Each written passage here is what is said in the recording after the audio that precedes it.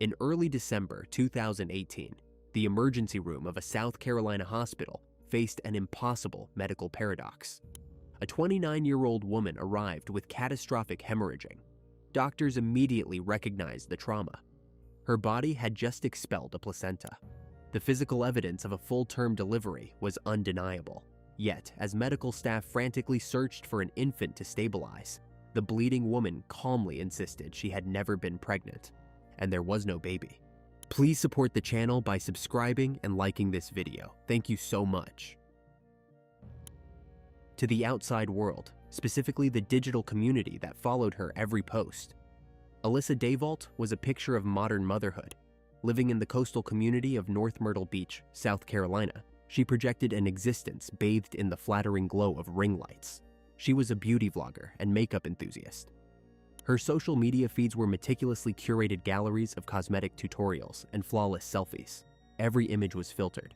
Every physical imperfection was actively concealed beneath layers of high-end foundation and perfectly blended contour. She wasn't just selling makeup, she was selling a narrative. To her subscribers, friends, and her own mother, Alyssa was a dedicated parent to 2 young girls from a previous relationship. She flooded her online profiles with anecdotes of school runs and the relatable struggles of balancing a budding online brand with raising children. By all outward accounts, she was succeeding. She appeared deeply attached to her daughters. There were no whispers of neglect and no red flags raised by local teachers or pediatricians. In the daylight, she was functioning, sociable, and remarkably normal. This was the most disorienting aspect of her psychological profile for the investigators who would later dissect her life. Alyssa did not fit the typical pattern of a woman detached from reality. She possessed the organizational skills to maintain a digital content calendar, the social intelligence to build a loyal following, and the maternal track record of keeping 2 children healthy. She had already navigated pregnancy, childbirth, and the grueling early years of motherhood successfully, twice over. She knew exactly what it meant to bring a child into the world, and she was intimately familiar with prenatal medical care. But the internet is essentially an architecture of illusion. The same platforms that allowed Alyssa to broadcast her life also allowed her to ruthlessly crop out anything that didn't fit her chosen aesthetic. Behind the camera lens, the 29-year-old was constructing an impenetrable psychological fortress. While she spent her evenings actively engaging with followers and demonstrating the best techniques to highlight a cheekbone, a profound dissonance was taking root. Maintaining a beauty blog requires an obsessive focus on the physical form. Every angle and shifting shadow is scrutinized by the creator. Yet, Alyssa was somehow able to completely disassociate her mind from her own physical reality. The meticulous effort she put into her face stood in stark, terrifying contrast to the undeniable biological changes happening from the neck down. She began to compartmentalize her existence into 2 distinct realities. In one, she was the vibrant, engaged influencer. In the other, she was a woman harboring a physical secret that defied basic human logic. She learned to hide the signs of a full-term pregnancy from everyone in her coastal town. She strategically altered her daily wardrobe, relying heavily on oversized sweaters and baggy athletic wear. When the recording light was on, she strictly framed herself from the chest up.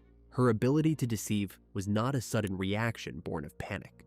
It was a practiced, sustained, and deeply entrenched behavior.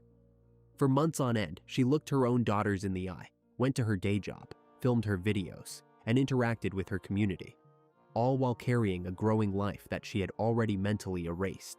The psychological endurance required to maintain this level of deception is staggering. It requires a total severing of the mind from the body.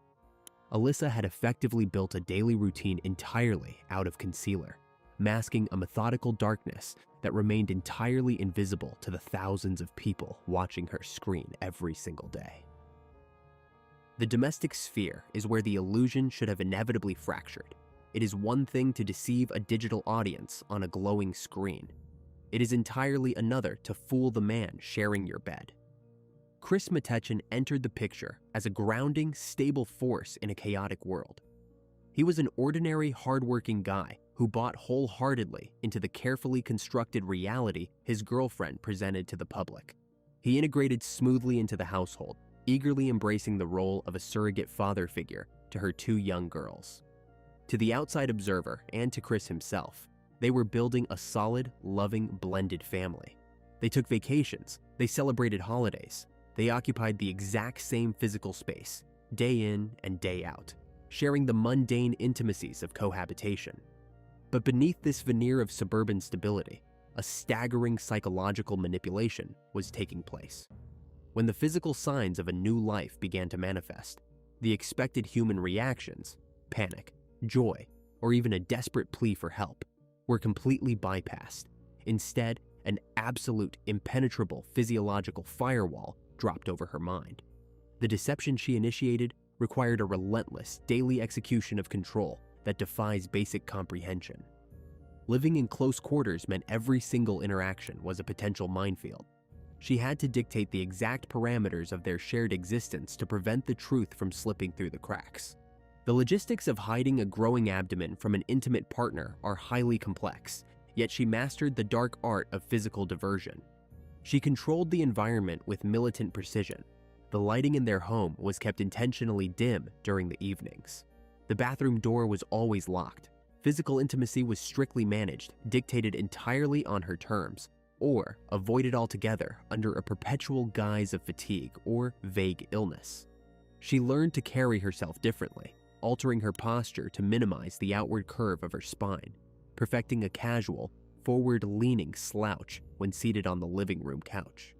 If a shifting contour of her body was accidentally brushed against in the dark, she had a Rolodex of medical excuses prepared and rehearsed. She complained of severe gastrointestinal issues. She claimed to be suffering from complex hormonal imbalances that caused extreme, painful bloating. She weaponized his inherent trust against him. Because he loved her, he believed the medical anomalies she described. He had absolutely no reason to suspect that the woman casually cooking dinner in the kitchen, helping the kids with their homework, and chatting about their weekend plans was actively concealing a third trimester reality beneath her oversized shirts. This was not a passive secret. It was an active, exhausting campaign of daily gaslighting. If her partner expressed even a fraction of concern about her changing shape, her sudden weight gain, or sudden spells of nausea, she immediately pivoted to defensive irritation. She manufactured vulnerability, making him feel guilty for questioning her physical health or making her feel insecure about her body. She essentially trained him to look away. Over time, human beings adapt to their environments, and he adapted to her rigid boundaries. He saw the woman he wanted to marry, a dedicated mother dealing with frustrating but benign health issues. He did not see the horrific truth incubating just inches away from him. The most chilling aspect of this domestic theater was its endurance. This environment of total secrecy was not a brief lapse in judgment. It was sustained over years, serving as the blueprint for multiple concealed pregnancies. The mind recoils at the stamina required to maintain such a lie without breaking. Every morning, she woke up, looked her boyfriend in the eye, and poured coffee. Every evening, she washed her face, applied her serums, filmed her content, and went to sleep next to a man who had absolutely no idea who he was holding. The boundary between her curated fiction and her biological reality became absolute. She didn't just lie to her partner, she systematically erased the developing life from her own consciousness. To survive the extreme cognitive dissonance of her daily routine, she had to view the physical changes happening to her body as an abstract inconvenience rather than a human being. The house became a container for an invisible psychological pressure cooker. Outside, the South Carolina sun beat down on their quiet coastal neighborhood. Inside, a masterclass in sociopathic compartmentalization played out amidst the totally ordinary backdrop of laundry, grocery shopping, and evening television. The facade finally cracked in the early days of December. A biological clock does not negotiate with psychological denial. For months, the creator had successfully manipulated lighting, posture, and clothing to erase her physical reality. But the human body possesses a ruthless, undeniable agenda of its own. It started as a deep, rhythmic cramping, a sensation that could no longer be dismissed as gastrointestinal distress or a vague hormonal imbalance. This was the raw, unyielding force of labor. She retreated to the only space where her control remained absolute, the master bathroom. The lock clicked into place. She turned the shower dial to its maximum setting, allowing the heavy spray of hot water to drum against the fiberglass tub. The exhaust fan clicked on, adding a mechanical hum to the confined room. These were calculated layers of white noise, specifically designed to drown out any sound that might penetrate the thin drywall and alert anyone else in the house. Steam quickly filled the cramped space, fogging the mirrors where she had spent countless hours perfecting her online persona. Now, she was entirely alone, stripped of her filters and her audience, trapped in a humid, suffocating box with a reality she refused to acknowledge. The progression of unassisted labor is brutal. There were no monitors, no epidurals, and no medical staff to guide the process. The pain escalated from dull, rolling waves to blinding, all-consuming agony. Pacing shifted entirely. Her breathing grew shallow, erratic. She gripped the edges of the porcelain sink, the cold ceramic pressing into her palms as her internal musculature forcibly took over. Short, violent contractions racked her frame. The physical trauma of delivering a child in secret requires a terrifying suppression of instinct. She could not scream. She could not call for her partner just down the hall. Every agonizing push had to be executed in absolute suffocating silence. And then, it was over. A baby boy was born onto the bathroom floor. For a fraction of a second, the overwhelming machinery of her deception should have shattered. The physical presence of a newborn, the weight, the warmth, the undeniable humanity of the child, forces an immediate reckoning. But the psychological firewall held firm. She did not reach for a towel. She did not clear the infant's airway to help him breathe. She simply stared down at the devastating collapse of her months-long lie. Then, the extreme trauma of the unassisted birth caught up with her. Massive internal blood loss triggered a rapid, dangerous drop in blood pressure. The harsh fluorescent lights above the vanity began to strobe and fade from her vision. The edges of the room tunneled into deep darkness. She collapsed onto the wet, cold linoleum, her body slipping violently into unconsciousness. Time lost all meaning in that steam-filled room. When she finally regained awareness, the shower was still running. The bathroom was sweltering, the air heavy with moisture and the sharp, metallic scent of blood. She pushed herself up from the floor, her limbs trembling from deep physiological shock and extreme physical depletion. Her eyes slowly adjusted to the harsh overhead light. The newborn was still there. Medical records and subsequent investigations would later reveal a chilling forensic detail. The infant was born alive. He had a heartbeat. He drew breath. But in the immediate, hazy aftermath of her blackout, the mother made absolutely no attempt to assess the child's vitals. There was no desperate check for a pulse. There was no frantic attempt at resuscitation or basic care. Instead, the mind that had successfully compartmentalized a third trimester pregnancy executed its final, horrifying protocol. The baby was not a fragile life to be saved. It was biological evidence to be destroyed. She moved with a cold, mechanical efficiency that defies basic human comprehension. She located a standard, thin plastic garbage bag, the exact kind used for everyday household waste. The rustling of the plastic was sharp and deafening in the quiet room. She placed the newborn inside. She twisted the top and tied the plastic into a tight knot, sealing the bag completely. She unlocked the bathroom door. The house was dead quiet. The logistical precision of the act required a total suppression of panic. She carried the bag through her own home, walking past the spaces where her older daughters played, past the living room where she relaxed with her partner. Every step was a heavy, agonizing effort for a body that had just endured major trauma. She opened the front door and stepped out into the freezing December air. The biting coastal wind whipped across her face, a jarring contrast to the suffocating heat of the bathroom. She walked down the concrete driveway toward the large green municipal trash receptacle sitting on the curb. She lifted the heavy plastic lid. It creaked loudly on its hinges. She dropped the bag inside. The lid slammed shut with a hollow, echoing thud. It was a mundane, everyday sound, the exact same noise made by millions of suburban residents taking out the trash. No alarm sounded. The quiet neighborhood remained entirely undisturbed. She turned around and walked back into her house, shutting the front door on the unspeakable horror resting at the end of her driveway. She returned to the bathroom to systematically erase the biological crime scene. She scrubbed the linoleum. She cleaned the porcelain. She attempted to wash away the massive amounts of blood, relying on the same meticulous attention to detail she utilized when blending cosmetics for the camera. But the human body is not a digital canvas that can simply be wiped clean. Her internal trauma was catastrophic. The placenta had not delivered.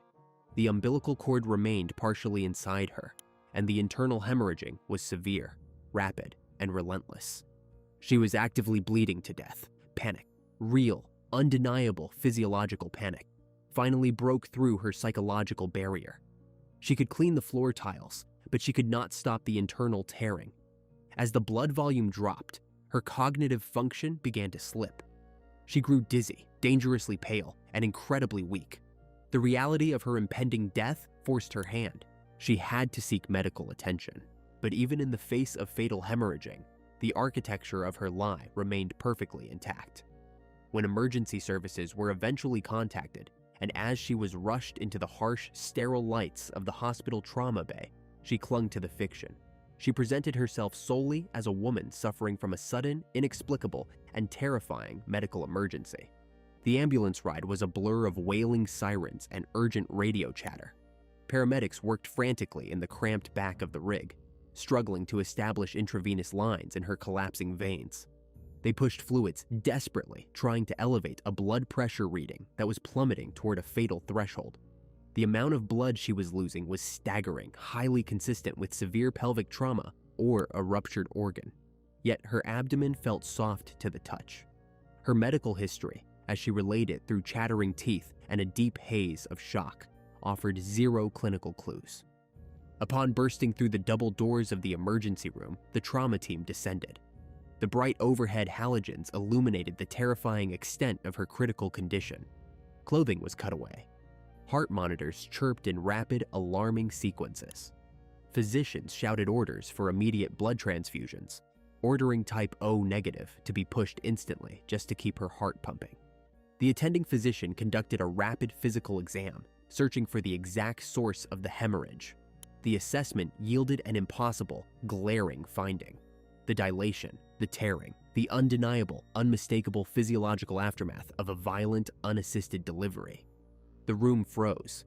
The medical team stared at the glowing monitors, then down at the patient, their years of clinical training violently colliding with the words coming out of her mouth. They asked the question with urgent, rising panic. They demanded to know where the child was. They needed to immediately dispatch a unit to recover a newborn that had to be freezing, vulnerable, and in desperate need of neonatal intensive care. Through lips pale from extreme exsanguination, she shook her head. Her pulse raced at a terrifying speed, the monitors screaming a constant warning of imminent cardiac failure, but her voice remained chillingly steady. She told the trauma surgeons, the frantic nurses, and the bewildered paramedics that they were entirely mistaken. She insisted, as her failing body expelled the remaining physical evidence of a full-term pregnancy directly onto the hospital gurney, that there was no baby. The lie was absolute, sustained even as she stared death in the face, leaving a room full of seasoned medical professionals trapped in a surreal, waking nightmare. The attending physicians did not have the luxury of entertaining a psychological delusion. A patient was actively bleeding out from a severed umbilical cord, yet she stared blankly at the acoustic ceiling tiles and repeated her impossible narrative. The medical protocols for such an event are rigid and instantaneous. Hospital administrators immediately contacted the North Myrtle Beach Police Department. The dispatch call was frantic: a suspected concealed birth, a critically unstable mother, and an unaccounted-for newborn. The urgency was absolute. The coastal temperature had dropped significantly overnight. Every single minute that passed reduced the window of infant survivability to zero. Patrol officers and plainclothes detectives descended on the emergency department. Their first target was the obvious one. Chris Madison was pulled into a stark, windowless family consultation room. Investigators expected to corner a co-conspirator. They operated under the standard assumption that hiding a full-term pregnancy from a live-in partner was physically impossible. Therefore, he had to be involved in the child's disappearance. They hammered him with questions about the past 48 hours, demanding to know where the couple had disposed of the infant. Instead of a defensive suspect, detectives found a man completely paralyzed by a surreal, waking nightmare. Chris corroborated Alyssa's fabricated medical history down to the last detail. He recounted her complaints of severe bloating, her gastrointestinal issues, and her chronic fatigue. He provided a timeline of their evening that aligned perfectly with the mundane reality of a quiet suburban night. His shock was not rehearsed. It was the raw, unmitigated horror of a man realizing the foundation of his life was an elaborate fiction. This realization forced the investigation into a frustrating, immediate dead end. If the man sharing her mattress was oblivious, the detectives were navigating a level of sociopathic deception they rarely encountered. To break the psychological deadlock, investigators pivoted to digital and medical forensics. They needed irrefutable data to counter her relentless gaslighting. Subpoenas for her medical history were rushed through. The detectives expected to find a completely blank slate, but the truth was far more disturbing. They uncovered a fragmented, highly manipulated trail of clinical visits. There were isolated blood panels and vague emergency clinic visits for abdominal pain, yet she had masterfully avoided any continuous prenatal care that would officially document a fetus. She had navigated the healthcare system with the exact same calculated framing she used on her beauty blog, showing only what she wanted the professionals to see. The detectives found themselves staring at a void. They possessed physical proof of a delivery, but her official records provided zero leverage. The interrogation strategy shifted from investigative to forensic confrontation. 2 seasoned detectives entered her recovery room. The environment was oppressively clinical. The rhythmic, synthetic chirp of the cardiac monitor, the sharp scent of iodine, the heavy hum of the HVAC system. Alyssa was pale, tethered to IV lines, pushing packed red blood cells into her depleted veins. They did not raise their voices. They did not hurl accusations. Instead, they placed the cold, immovable weight of human biology at the foot of her hospital bed.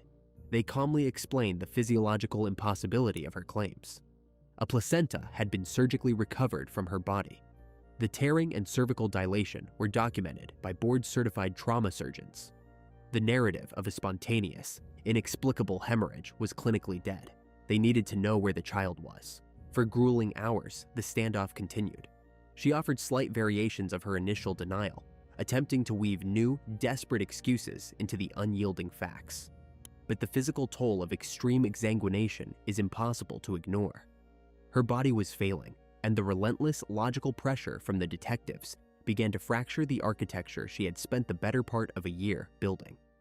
The carefully curated influencer persona finally collapsed against the sterile hospital pillows. The silence in the room stretched out, heavy and suffocating. When her voice finally broke, it dropped to a hollow, emotionless whisper. She admitted that a child existed. The narrative she provided was devoid of any maternal warmth or panicked remorse. She outlined the solitary labor in the master bathroom in chillingly clinical terms. She detailed the sudden delivery onto the wet linoleum and her subsequent loss of consciousness. The detectives pressed her, their pens hovering over their notepads, demanding the current location of the infant. They were still operating under a rescue mandate, hoping the child had been left at a fire station, a church, or with a desperate acquaintance. She looked at the detectives and offered a flat, procedural description of her actions. She stated she had placed the newborn boy into a standard, thin plastic garbage bag. She tied the plastic securely into a knot. She then carried the sealed bag out of her front door, walked down her concrete driveway, and dropped it into the green municipal waste bin sitting on the curb. The atmosphere in the recovery room instantly plummeted. The mandate shifted in a fraction of a second. This was no longer a frantic search and rescue mission for a vulnerable infant. It was a grim, localized recovery operation. Detectives immediately grabbed their radios, dispatching crime scene units directly to her quiet suburban address. The sun was just beginning to rise over the South Carolina coastline, casting long, pale shadows across the manicured lawns of her neighborhood as police cruisers silently converged on the plastic trash receptacle at the edge of her property. The quiet, manicured streets of North Myrtle Beach woke to a jarring disruption. It was a standard crisp December morning, the coastal air damp and heavy with salt. Commuters stepping out of their front doors were greeted not by the usual hum of suburban life, but by a sprawling grid of bright yellow crime scene tape. Unmarked cruisers and forensic vans choked the asphalt. The focus of the heavy police presence was entirely localized on a single mundane object, the dark green municipal waste bin resting at the edge of the driveway. Technicians clad in sterile white Tyvek suits approached the plastic receptacle. The lid was lifted. Inside, wedged among discarded cardboard packaging, food wrappers, and everyday domestic refuse, was the Tide plastic garbage bag. It was carefully extracted, placed on a sterile tarp, and opened. The contents instantly validated the grim confession secured in the hospital recovery room. The infant boy was documented, photographed in the harsh morning light, and transported to the county medical examiner's office. Word spreads with vicious speed in a tight-knit coastal community.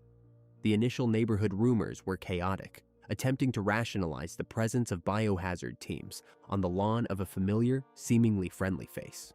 But when the truth began to leak through the very digital networks, the suspect so heavily relied upon, the community reaction was not merely shock. It was a profound, visceral revulsion. People who had actively consumed her cosmetic tutorials, neighbors who had stood next to her at school drop-offs, and parents who had hosted her daughters for playdates felt a deep psychological betrayal. The horror lay entirely in the absolute normalcy she had projected. The neighborhood felt permanently tainted. The glowing screen that separated her curated digital life from reality had been shattered, revealing a calculating pathology operating in plain sight. Her online platforms, once carefully managed galleries of aesthetic perfection, instantly transformed into macabre digital crime scenes. Thousands of comments flooded her old photos, a digital mob expressing the sheer terror of her former audience. Back at the precinct, seasoned investigators were unwilling to simply close the file on a single confession. The stark mechanics of her actions, the complete suppression of panic, the methodical, unhesitating disposal protocol, suggested a level of psychological detachment that rarely manifests in a vacuum. A mind does not typically execute such a flawless compartmentalization on its first attempt. Detectives initiated a massive, exhaustive dive into her digital footprint and medical history, spanning several years. The investigative process immediately hit a wall of bureaucratic frustration. Detectives spent grueling days wading through hundreds of thousands of text messages, social media posts, and fragmented clinical notes. They hit dead ends, trying to trace her physical movements through a labyrinth of online content. She had a long, documented history of vague, overlapping medical complaints. There were frequent, brief visits to urgent care facilities for severe cramping, sudden weight fluctuations, and unexplained bouts of anemia. Investigators chased down dozens of minor leads, interviewing former co-workers, distant relatives, and casual acquaintances. They searched for anyone who might have noticed a prior pregnancy or a sudden change in her physical dimensions. Chris Metechen was aggressively re-interviewed, his entire relationship timeline scrutinized for any microscopic cracks. Yet, his genuine, profound ignorance held up against every interrogation tactic. The detectives found themselves staring at a mountain of digital content that served as a highly effective, impenetrable smokescreen. They were looking at years of smiling selfies, completely unable to penetrate the dark spaces between the posts. The critical breakthrough arrived weeks later, courtesy of a meticulous cross-reference between her content calendar and an obscure set of medical billing codes.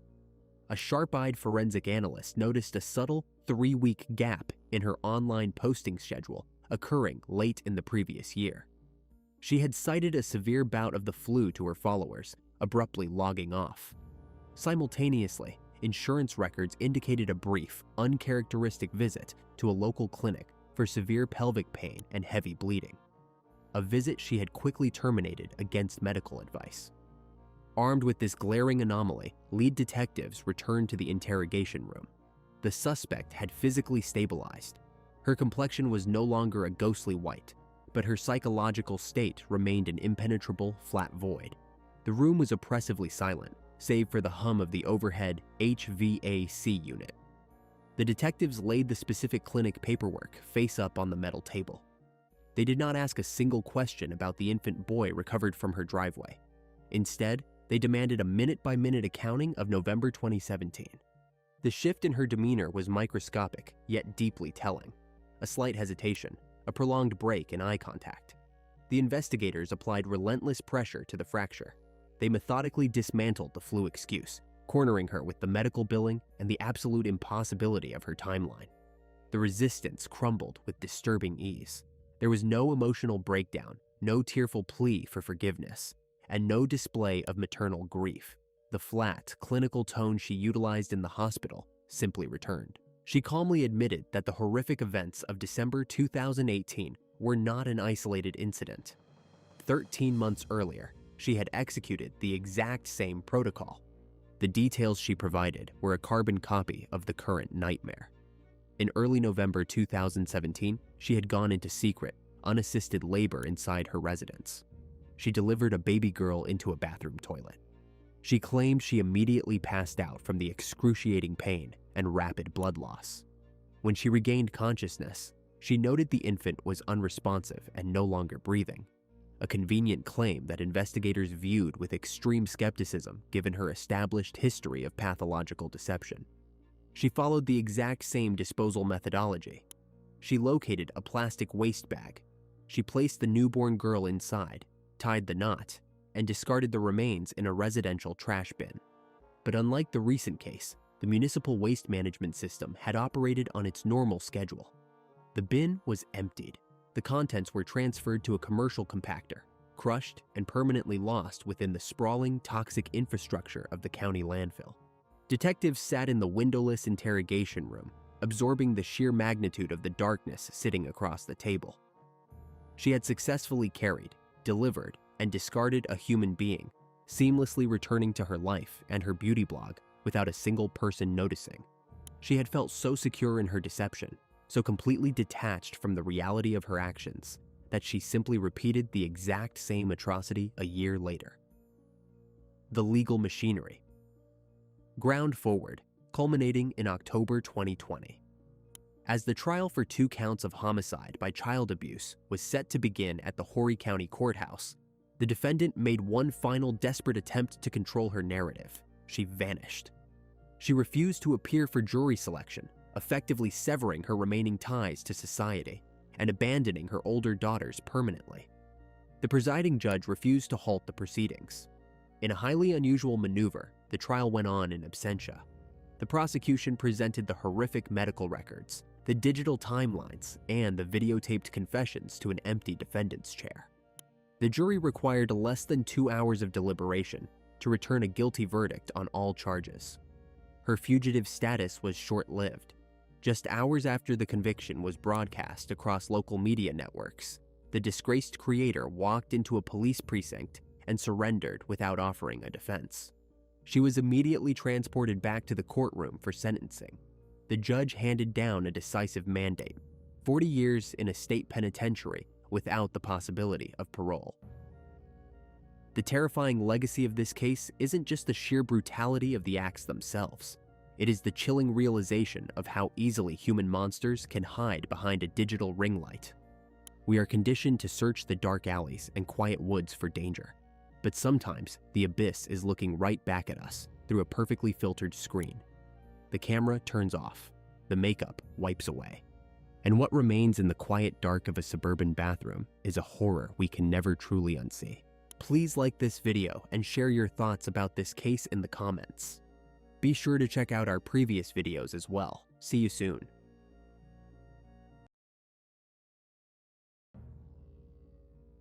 A 25th floor window in a luxury high-rise is engineered to withstand hurricane-force winds and massive impact. It does not simply break. Yet 300 feet above the Tulsa pavement, that exact architectural glass shattered outward. A 220-pound former Air Force airman plummeted to the concrete parking garage roof below. The initial assessment suggested a tragic, physically impossible accident, until a secretly recorded whisper in a sterile interrogation room revealed a devastating reality. This was no accident. It was a push. Please support the channel by subscribing and liking this video. Thank you so much. Tulsa, Oklahoma, is a city defined by its sweeping plains and a skyline that rises abruptly from the flat earth. At the edge of the Arkansas River stands the University Club Tower, a striking cylindrical structure of concrete and glass erected in the mid-20th century. It was designed to offer luxury living with panoramic views of the sprawling urban grid and the distant horizons. A true fortress of modern engineering, the windows in this high-rise are not standard residential panes. They are heavy, quarter-inch thick, tempered architectural glass, meticulously fabricated to flex and hold under the immense pressure of severe Midwestern weather fronts and hurricane-force shear winds. The building's circular footprint dictates that every apartment radiates outward like a slice of pie, terminating in a massive wall of this unyielding glass. This was the elevated environment Joshua Hilberling chose when establishing a new chapter in his life. At 23 years old, Joshua was a man who effortlessly commanded physical space. Standing well over 6 feet tall and weighing a solid 220 pounds, he carried the unmistakable, rigid posture of his time in the United States Air Force. His military service had instilled in him a profound sense of discipline, an expectation of structural order, and a calm exterior under pressure. Transitioning back to the civilian sector presented its own complex set of challenges, but Joshua remained heavily anchored by his close-knit family and his ingrained military bearing. He was widely regarded by his peers and commanding officers as grounded and dependable. A young veteran methodically trying to navigate the realities of adulthood outside the strict confines of the barracks. In stark, almost jarring contrast stood 19-year-old Amber Fields. She was navigating the chaotic, emotionally volatile transition between high school and true unchaperoned independence. Amber possessed a fierce, impulsive energy that often dictated her actions before logic could intervene. While Joshua's world had been strictly defined by protocols, uniformity, and a clear chain of command, Amber's reality was exceptionally fluid, driven by immediate emotions and youthful reactivity. The psychological and experiential gap between a seasoned military airman and a teenage girl was vast. She was still aggressively figuring out her identity, fundamentally lacking the emotional tempering that only comes with time and difficult life experiences. Observers from their respective social circles noted a girl who was exceptionally quick to react, deeply sensitive to perceived slights, and prone to rapid, sweeping emotional shifts. Her internal world was a tempest, a sharp divergence from Joshua's disciplined, stoic baseline. Yet, as often happens in the erratic geometry of human attraction, these profound psychological differences served as a powerful, magnetic pull rather than a warning sign. The intersection of their lives occurred during this highly precarious phase of early adulthood. Joshua was actively looking for something, or someone, to anchor his new civilian existence, while Amber was magnetically drawn to the stability and undeniable physical presence of the older veteran. They were two individuals operating on entirely different emotional frequencies, pulled together by a rapid, intoxicating infatuation that blinded them to their fundamental incompatibilities. Their initial interactions were marked by intense, exclusive focus and a total immersion in one another. Joshua introduced Amber to a sense of adult security she had not previously known, while her unfiltered, spontaneous energy injected a chaotic excitement into his highly structured routine. However, the foundational cracks in their dynamic were present from the very beginning. The stark contrast in their emotional maturity meant that communication was inherently flawed. Joshua processed external conflict through logic and tactical de-escalation, whereas Amber operated purely on raw, unfiltered, and often explosive emotion. The heavy, humid air of the Oklahoma summer seemed to perfectly mirror the stifling, oppressive intensity of their rapidly developing bond. It was a psychological attachment formed far too quickly, entirely bypassing the necessary, foundational stages of mutual understanding and respect. The emotional architecture of their relationship was built on fragile, untested ground, a structure that could not possibly support the immense pressure of their impending reality. They were moving at a dangerous, accelerating velocity, heading straight toward a permanent commitment before either truly understood the complex, flawed human being standing across from them. The University Club Tower, with its unyielding concrete pillars and shatter-resistant glass, would soon become the isolated high-altitude arena where these extreme psychological differences would fatally collide. The genesis of their union was a textbook example of high-velocity, blinding infatuation. They crossed paths in the late summer of 2010, a period marked by heavy Midwestern humidity and entirely divergent life trajectories. Joshua had recently completed his military obligations and returned to Oklahoma, aggressively searching for a civilian rhythm and a sense of permanence. Amber was merely a teenager, fresh out of the high school ecosystem, completely untethered from any long-term responsibilities or adult realities. The initial attraction was fierce and consuming. To Amber, Joshua represented an idealized form of adult security, a veteran with a structured past and an imposing, grounded presence. To Joshua, Amber's unfiltered, high-energy personality felt like a vibrant, necessary antidote to the rigid, colorless austerity of his Air Force years. Their courtship defied conventional pacing. Within a matter of months, the casual dating phase evaporated entirely, replaced by an aggressive push toward permanent commitment. Friends and family members observed this rapid escalation with quiet, mounting apprehension. The fundamental mismatch in their emotional intelligence was glaringly obvious to outside observers. Joshua approached life with tactical pragmatism, preferring quiet resolution and logical de-escalation. Amber thrived on immediate reactivity, processing minor disagreements as catastrophic betrayals. Yet the momentum of their romance was deaf to external caution. Less than a year after their first encounter, the couple married in a hurried ceremony, legally binding two fundamentally incompatible psychological profiles. The reality of cohabitation immediately began to corrode the romantic facade. They secured a lease on the 25th floor of the University Club Tower. The apartment, suspended 300 feet in the air, was meant to be a luxurious fresh start, a sanctuary above the city. Instead, it rapidly devolved into a high-altitude pressure cooker. The unit featured wall-to-wall carpeting that muffled footsteps, but did nothing to absorb the mounting hostility. The central air conditioning pumped a constant synthetic chill into the rooms, creating a sharp, physical contrast to the suffocating emotional heat generating between the young couple. The heavy architectural glass that offered sweeping, panoramic views of the Arkansas River also served to box them in. It created an isolating, hermetically sealed vacuum where their arguments echoed relentlessly off the concrete pillars.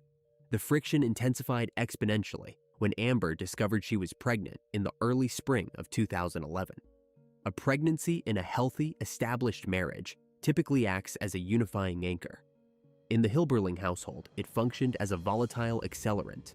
The impending arrival of a child stripped away the remaining illusions of their carefree romance, forcing them to confront their severe financial and emotional deficits.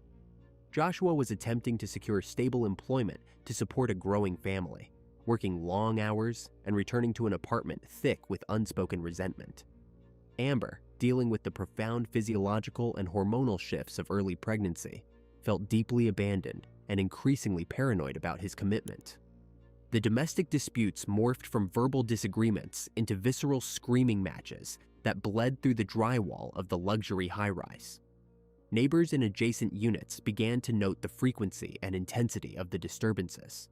The core of their conflict always circled back to control.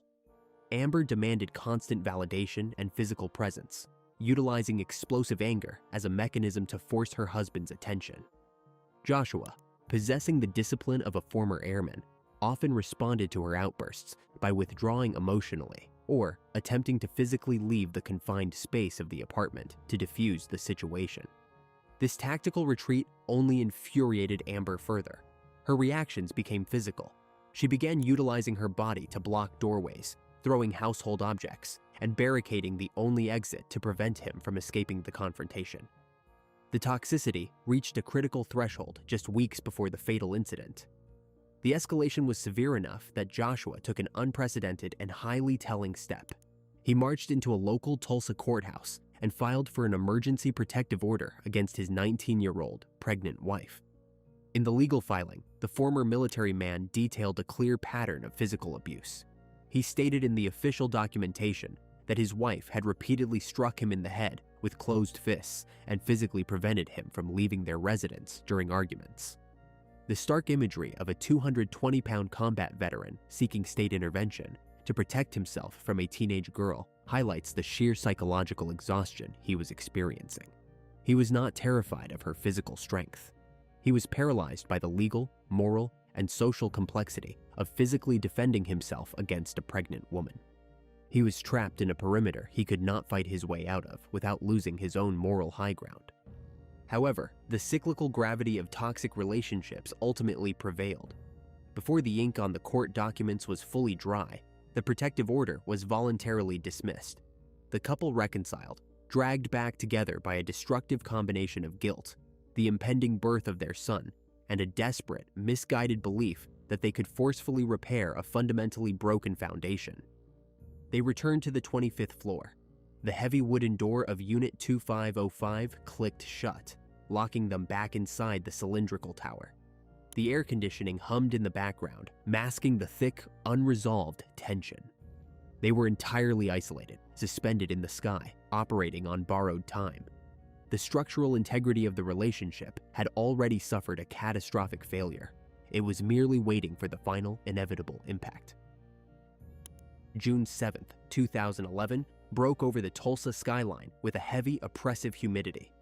It was the kind of thick, stagnant Midwestern morning where the ambient temperature was already rapidly climbing toward a punishing 95 degrees Fahrenheit, baking the asphalt of the downtown grid.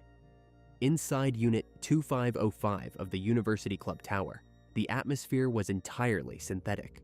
The central air conditioning unit labored continuously, pushing a steady stream of chilled air through the vents to counteract the aggressive solar heat radiating through the massive exterior windows. The apartment was a sterile, temperature-controlled capsule suspended 300 feet above the city streets. But the psychological climate within those walls had reached an unmanageable, toxic boiling point. Joshua Hilberling had finally exhausted his capacity for endurance. The endless cycle of explosive hostility, tearful reconciliations, and subsequent violent escalations had completely eroded his baseline of military discipline. He made a definitive unilateral decision to break the perimeter and terminate the cohabitation. The physical evidence of this absolute finality was staged near the heavy wooden front door. 2 large travel bags, zipped tight and packed with his essential clothing and personal gear. He was actively executing an extraction plan. He intended to walk out of the high-rise, get into his vehicle, and sever the connection. For Amber, a 19-year-old girl whose entire psychological architecture was built on desperate attachment and an overwhelming fear of abandonment, the visual of those packed bags was a catastrophic trigger. The impending reality of his departure stripped away any remaining behavioral restraints. The confrontation did not follow a gradual, simmering trajectory. It ignited instantly into a high-decibel, chaotic conflict. She demanded that he unpack his belongings immediately, utilizing her volume to fill the acoustic space of the apartment, attempting to dominate the situation through sheer auditory force. Joshua employed the standard de-escalation tactics that had proven entirely ineffective in the past. He refused to match her volume. He maintained a rigid, upright posture, his face an emotionless mask, and explicitly informed her that his decision was non-negotiable. He stated calmly that he was leaving the premises permanently. His measured, unemotional delivery only acted as a highly volatile accelerant on her escalating panic. The argument rapidly degraded from a verbal dispute into a kinetic, physical altercation. Amber aggressively closed the physical distance between them. She began actively shoving him, striking his broad chest with closed fists, and utilizing her own body weight to physically barricade his path to the front door. Joshua possessed a dense, muscular frame, weighing 220 pounds. He could have effortlessly neutralized her physical attacks, yet he was effectively immobilized by the legal and moral parameters of the situation. He was a trained combat veteran facing a highly volatile, pregnant teenager. He absolutely refused to deploy offensive, physical force against his wife. Instead, he executed a backward, tactical retreat. He stepped away from the entryway, moving backward deeper into the apartment to create physical distance, hoping to exhaust her erratic energy. His heavy footsteps were muffled by the thick, wall-to-wall carpeting. Amber pursued him relentlessly, her anger morphing into a blind, destructive fury. She grabbed heavy household objects from the counters, hard plastics, electronics, anything within immediate reach, and hurled them at him with maximum velocity. The sharp, percussive cracks of projectiles striking the drywall echoed sharply through the living space. Joshua continued his backward trajectory, keeping his large hands raised open in a passive, defensive guard to deflect the incoming strikes. His retreat led him directly across the living room. The architectural layout of the cylindrical tower dictated that the living space flared outward, terminating not in a solid wall or a structural balcony, but entirely in a massive, sweeping pane of heavy-duty architectural glass. He stepped backward until his heels met the baseboard and his broad shoulders made hard contact with the cold, unyielding surface of the window pane. He had run out of usable floor space. There was nowhere left to retreat. He was physically pinned between the erratic, violent energy of his wife and a sheer, high-altitude precipice. The final seconds inside the apartment were characterized by extreme, concentrated violence and panicked velocity. Joshua instructed her forcefully to cease her attack, his voice tight with the severe strain of maintaining his defensive restraint. He warned her that her actions were entirely out of control. Amber did not process the verbal warning. The massive adrenaline dump and the sheer terror of losing her grip on him narrowed her vision to a single, hyper-focused point. She lunged forward, closing the final few feet with an explosive, uncalculated speed. She brought both of her hands up, palms flat and open, and drove them directly into the center of his chest. It was not a glancing blow or a light push. It was a vicious, forceful two-handed shove, delivered with the absolute maximum kinetic momentum a frantic teenager could physically generate. The energy transferred instantly into Joshua's large frame. His center of gravity shifted violently backward. The heavy windows of the University Club Tower were engineered with a specific tolerance. The quarter-inch thick tempered glass was meticulously designed to flex under the evenly distributed, broad pressure of severe Midwestern weather fronts and massive wind shear. It was absolutely not designed to absorb the highly concentrated, blunt force impact of a 220-pound mass being violently accelerated backward into a localized, narrow section of the pane. The structural failure was instantaneous and catastrophic. There was no warning fracture, no slow spiderwebbing of cracks. The tempered architectural glass exploded outward with a deafening, percussive boom that mirrored the sound of a heavy munitions discharge. The sudden, massive breach instantly destroyed the pressurized vacuum seal of the apartment.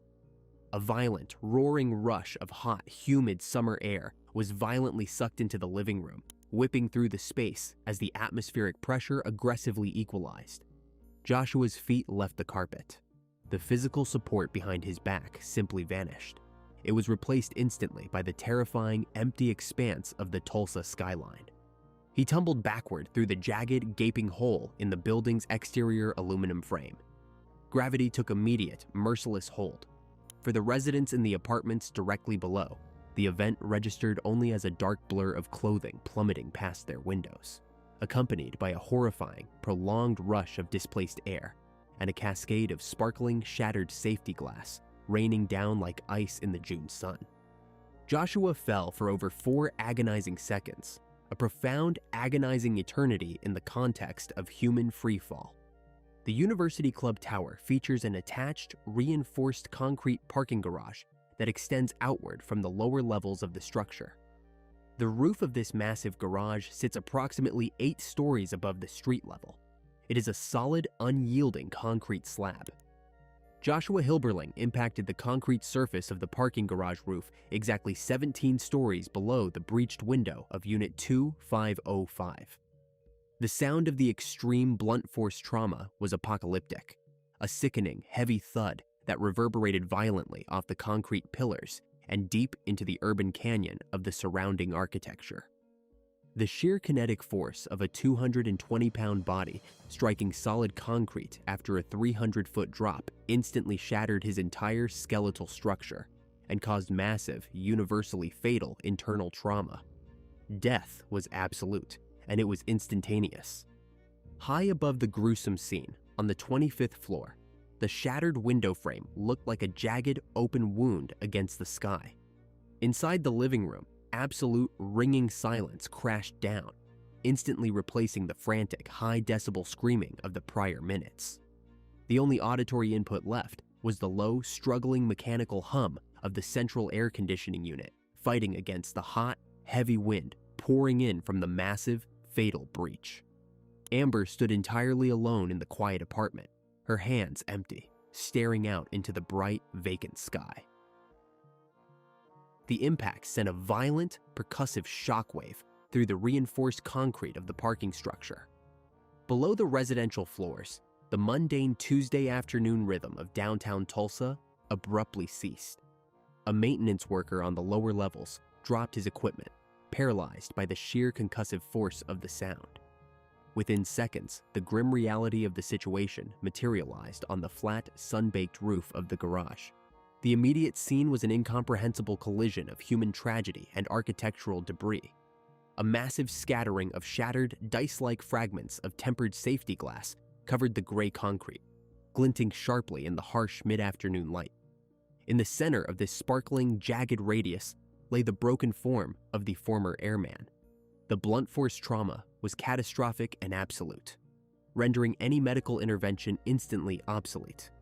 Up on the 25th floor, the pressurized rush of humid air continued to tear through the breached living room. The 19-year-old wife did not remain in the shattered apartment. Panic, raw, unfiltered, and entirely chaotic, took control of her motor functions. She fled the unit, her bare feet hitting the hallway carpet, and frantically hit the elevator call button. Her descent to the lower levels was a localized nightmare. By the time she breached the heavy doors leading out to the parking garage roof, the first distant wails of emergency sirens were already echoing through the concrete canyons of the city grid. She collapsed onto the unforgiving surface of the roof, her distress manifesting in high-decibel shrieks that bounced off the surrounding brick and glass. The arrival of the first responders was a blur of tactical precision, violently clashing with uncontrollable hysteria. Tulsa Police Patrol units formed an immediate, rigid perimeter, aggressively pushing back the rapidly forming crowd of onlookers. Paramedics rushed the concrete deck with heavy trauma bags, their thick boots loudly crunching over the carpet of broken glass. A single clinical assessment of the victim confirmed what the mechanics of the fall had already dictated. The area was immediately reclassified. It was no longer a rescue operation. It was a recovery, and a highly suspicious one. Officers attempted to isolate the grieving widow. She was entirely inconsolable, physically thrashing against the personnel, trying to guide her away from the gruesome epicenter. In her frantic, hyperventilating state, she began verbalizing the immediate seconds preceding the breach. She told the responding officers that her husband had simply lost his footing.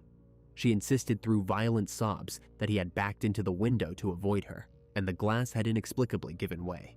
The social echo of the event radiated outward with terrifying speed. The University Club Tower was a highly visible, elite address, a symbol of urban affluence. The violent, public nature of the incident completely shattered the insulated security of the residents. Within hours, local news vans formed a dense blockade along the perimeter of the police tape. Rumors propagated through the humid summer air like a contagion. Speculation ran wild among the neighbors standing behind the yellow barricades. Some theorized a catastrophic structural failure of the aging mid-century architecture. Others whispered about a tragic intentional leap. The atmosphere in the immediate neighborhood shifted from relaxed urban wealth to a heavy, paranoid tension. High above the chaos, crime scene technicians breached Unit 2505. The transition from the stifling heat of the parking garage to the air-conditioned, eerily quiet apartment was jarring.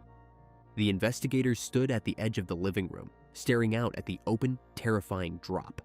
The mechanics of the scene simply did not align with the narrative of a passive, tragic accident.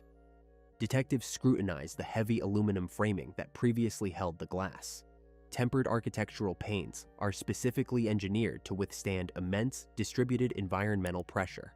A grown man simply losing his balance and bumping into the barrier would not generate the highly concentrated, explosive kinetic energy required to compromise the structural integrity. The failure of this specific glass required a violent, localized acceleration. The physical evidence within the apartment further eroded the theory of a passive fall. Technicians documented the scattered debris across the living room carpet. Overturned furniture, cracked plastics, and the generally chaotic disarray of the space clearly indicated a severe, highly kinetic struggle leading up to the final breach. The packed luggage near the entryway served as a silent, damning testament to the victim's immediate intentions prior to his death. The forensics team meticulously swept the thick, wall-to-wall carpeting for trace evidence. They noted a distinct lack of defensive scuff marks near the baseboards, the kind of frantic, rubber-soled friction burns typically left behind when a person is actively trying to stop their own forward momentum. Instead, the physical footprint of the altercation suggested a straight, forceful backward trajectory. There was no desperate scramble to grab the window frame, no last-second pivot. The victim was launched entirely off his center of gravity. Investigators processed the scene with meticulous, clinical detachment. They measured the distance from the interior walls to the shattered frame, calculating the necessary velocity required to force a human body through the barrier. The physics simply did not support a passive stumble. The sheer force required to blast a 220-pound mass through quarter-inch tempered glass demanded a violent, purposeful launch. The investigation initiated with a rigid, almost desperate focus on architectural failure. Detectives from the Tulsa Police Department were forced to entertain the terrifying possibility that the University Club Tower itself was the primary culprit. Building management faced intense, immediate scrutiny from both law enforcement and city regulators. Maintenance records spanning decades were pulled from dusty archives and meticulously analyzed for any history of structural negligence. Specialized engineers were dispatched to the 25th floor to examine the heavy aluminum framing and the remaining jagged shards of the quarter-inch tempered glass. The initial working theory centered on a microscopic defect in the pane, a hidden flaw severely exacerbated by the extreme Midwestern heat and the unique aerodynamic pressure enveloping the cylindrical high-rise. The community demanded immediate answers. Residents of the luxury tower were paralyzed by fear, physically barricading their own sweeping windows and refusing to let their children near the glass, terrified of a spontaneous, catastrophic blowout. The social echo reverberated through Tulsa, with local media amplifying the panic, broadcasting continuous segments questioning the fundamental safety of aging urban infrastructure. For several agonizing days, the investigative momentum stalled in a frustrating labyrinth of blueprints, wind shear calculations, and metallurgical stress tests. The detectives were chasing ghosts in the concrete. However, the physics flatly refused to cooperate with the narrative of a passive failure. The engineering reports returned with absolute certainty. They concluded that a spontaneous rupture was scientifically impossible under the environmental conditions of that Tuesday afternoon. The heavy architectural glass had to be violently breached by a massive, concentrated kinetic force from the inside. With the structural defect theory officially classified as a dead end, the investigative lens pivoted sharply and unforgivingly back to the grieving widow. Inside the sterile, harshly lit confines of the downtown police headquarters, 19-year-old Amber Hilberling sat across from seasoned homicide detectives. The interrogation room was a claustrophobic, windowless box. It smelled faintly of industrial floor cleaner and the bitter metallic tang of adrenaline. The extreme temperature contrast, from the oppressive summer heat baking the asphalt outside to the aggressive synthetic chill of the precinct, seemed to physically amplify the mounting tension. Amber's demeanor was highly erratic, shifting wildly from moment to moment. She exhibited a volatile mix of hyperventilation, tearful breakdowns, and sudden defensive anger. The investigators employed a calm, methodical approach, asking her repeatedly to walk them through the exact timeline of the fatal afternoon. Her narrative was deeply inconsistent. She maintained stubbornly that she and her husband were simply arguing over his packed bags.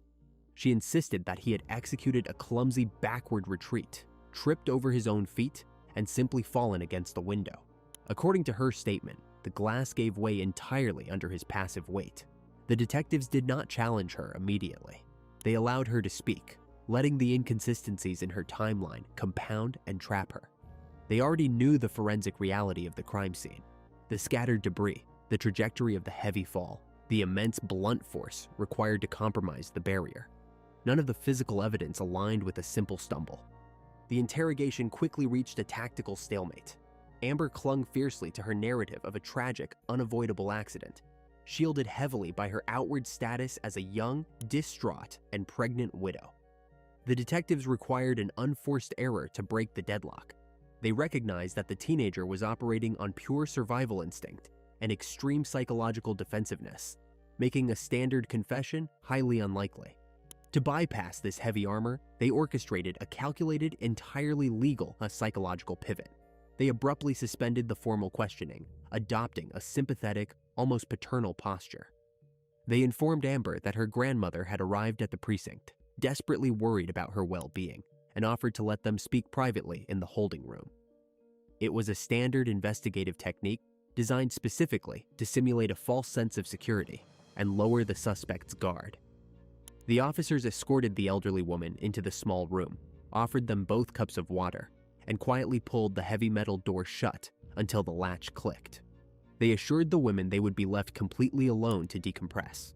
What Amber did not realize was that the sterile room was wired with highly sensitive, concealed audio-visual recording equipment.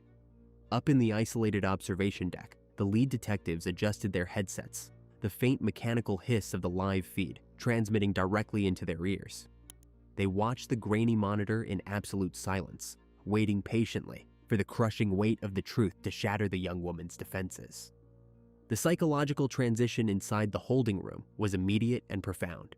Stripped of the authoritative, intimidating presence of the police investigators, Amber's rigid defensive posture completely collapsed. The heavy silence of the room was broken by her rapid, panicked whispering. Her grandmother, attempting to offer comfort, gently asked her granddaughter what had actually transpired inside the high-rise apartment. The concealed microphone captured every devastating, irreversible syllable of the response. Through broken, hyperventilating sobs, the teenager entirely abandoned the fabricated story of the clumsy fall. She explicitly admitted to her grandmother that the physical altercation had escalated violently, far beyond a verbal dispute. She confessed that she had shoved him. The unblinking audio feed recorded her stating that she had pushed him in a sudden moment of blind anger, fully acknowledging that her kinetic action directly caused his backward trajectory through the heavy glass. She expressed raw, unfiltered terror about the impending legal consequences, frantically asking her grandmother what was going to happen to her now that she was responsible for his death. In the observation room, the detectives exhaled collectively, the tension draining from the space. The agonizing search for motive and mechanics was definitively over. The recording was not a coerced confession obtained under the intense pressure of a police interrogation. It was an unfiltered, voluntary admission of guilt spoken in presumed absolute confidence. It was the ultimate, irrefutable piece of evidence. The tragic high-rise accident was immediately reclassified as a domestic homicide. The detectives walked back down the hallway, opened the heavy metal door, and placed the young, pregnant widow under formal arrest for the murder of the former airman. The courtroom proceedings commenced in early 2013, transforming a private domestic catastrophe into a highly publicized legal spectacle. The defense strategy relied heavily on portraying the accused as a terrified victim of ongoing abuse. Her attorneys argued she acted purely in self-defense, claiming she merely repelled an immediate physical threat, and that the window's failure was an unforeseeable architectural fluke. The prosecution systematically dismantled this narrative. They presented the jury with uncompromising structural physics, demonstrating that the immense kinetic force required to breach the tempered glass demanded a violent, deliberate strike, not a passive deflection. The undeniable turning point arrived when prosecutors played the concealed holding room audio. The jury listened in absolute silence to the unfiltered admission of guilt. The combination of inescapable physical mechanics and her own whispered words formed an insurmountable wall of evidence. Deliberations were remarkably swift. The jury returned a definitive verdict, finding her guilty of second-degree murder. The presiding judge handed down a severe penalty, 25 years in the state penitentiary. The heavy gavel strike effectively sealed her fate, finalizing the total destruction of both families. The concrete walls of the Mabel Bassett Correctional Center offered no redemption, only a bleak, isolated, and highly regulated existence. In October 2016, just 3 years into her lengthy sentence, 25-year-old Amber Hilberling was found unresponsive in her cell. The official ruling was asphyxiation, a self-inflicted, permanent end to a profoundly destructive psychological trajectory. The shattered heavy-duty window on the 25th floor of the University Club Tower was eventually replaced, resealing the luxury high-rise against the sweeping Oklahoma winds. Yet the emotional devastation below remained absolute. 2 young lives were violently extinguished in rapid succession, one crashing to the sun-baked concrete of a parking garage, the other quietly suffocating behind reinforced steel doors. They left behind an orphaned son, permanently fractured families, and the chilling reality that the most dangerous structural failures do not occur in concrete or glass, they happen within the human mind. Please like this video and share your thoughts about this case in the comments. Be sure to check out our previous videos as well. See you soon. The most dangerous place for 7-year-old Olivia Gant wasn't a dark alley or a stranger's car. It was a brightly lit hospital room surrounded by some of the best pediatric specialists in the country. For years, her mother, Kelly Turner, was hailed as a warrior, a tireless advocate fighting for a terminally ill child. But the metals of maternal devotion were forged in deception. The ultimate betrayal didn't happen in the shadows. It happened right in front of a cheering public, funded by their donations and facilitated by the very doctors sworn to do no harm. Please support the channel by subscribing and liking this video. Thank you so much. Kelly Turner relocated her family from Texas to Colorado with a singular, publicly stated mission: saving her daughter. The Denver area offered premier pediatric facilities, the kind of high-level care that her middle child, Olivia, supposedly required just to survive. To the outside world, Kelly was the absolute embodiment of maternal sacrifice. She was the exhausted woman sleeping in uncomfortable vinyl hospital chairs, the fierce advocate demanding answers from specialists, the cornerstone of a family under siege by an invisible, relentless enemy. Her social media feeds were a meticulously curated gallery of medical trauma, images of tangled IV lines, oxygen masks, and sterile hospital rooms, always accompanied by lengthy, emotionally charged captions detailing the latest devastating crisis. The subject of these posts was a stark contrast to the grim narrative spun around her. Born in 2010, the young girl possessed an incandescent energy that completely defied the labyrinth of diagnoses attached to her medical chart. She loved princesses, bright colors, and singing. Even when tethered to heavy medical equipment, the child found ways to play, projecting a resilience that made her story all the more heartbreaking to those watching from the outside. People were naturally drawn to her bright smile, completely unaware that the cheerful girl dressed as a superhero was actually the central prop in an elaborate, deadly theater production. The medical history presented by the mother was overwhelming, a cascading avalanche of severe conditions that seemed to defy logic.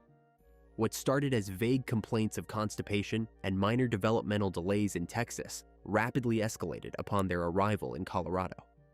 Kelly reported that her daughter was suffering from severe encephalopathy, a debilitating brain disease, along with total intestinal failure.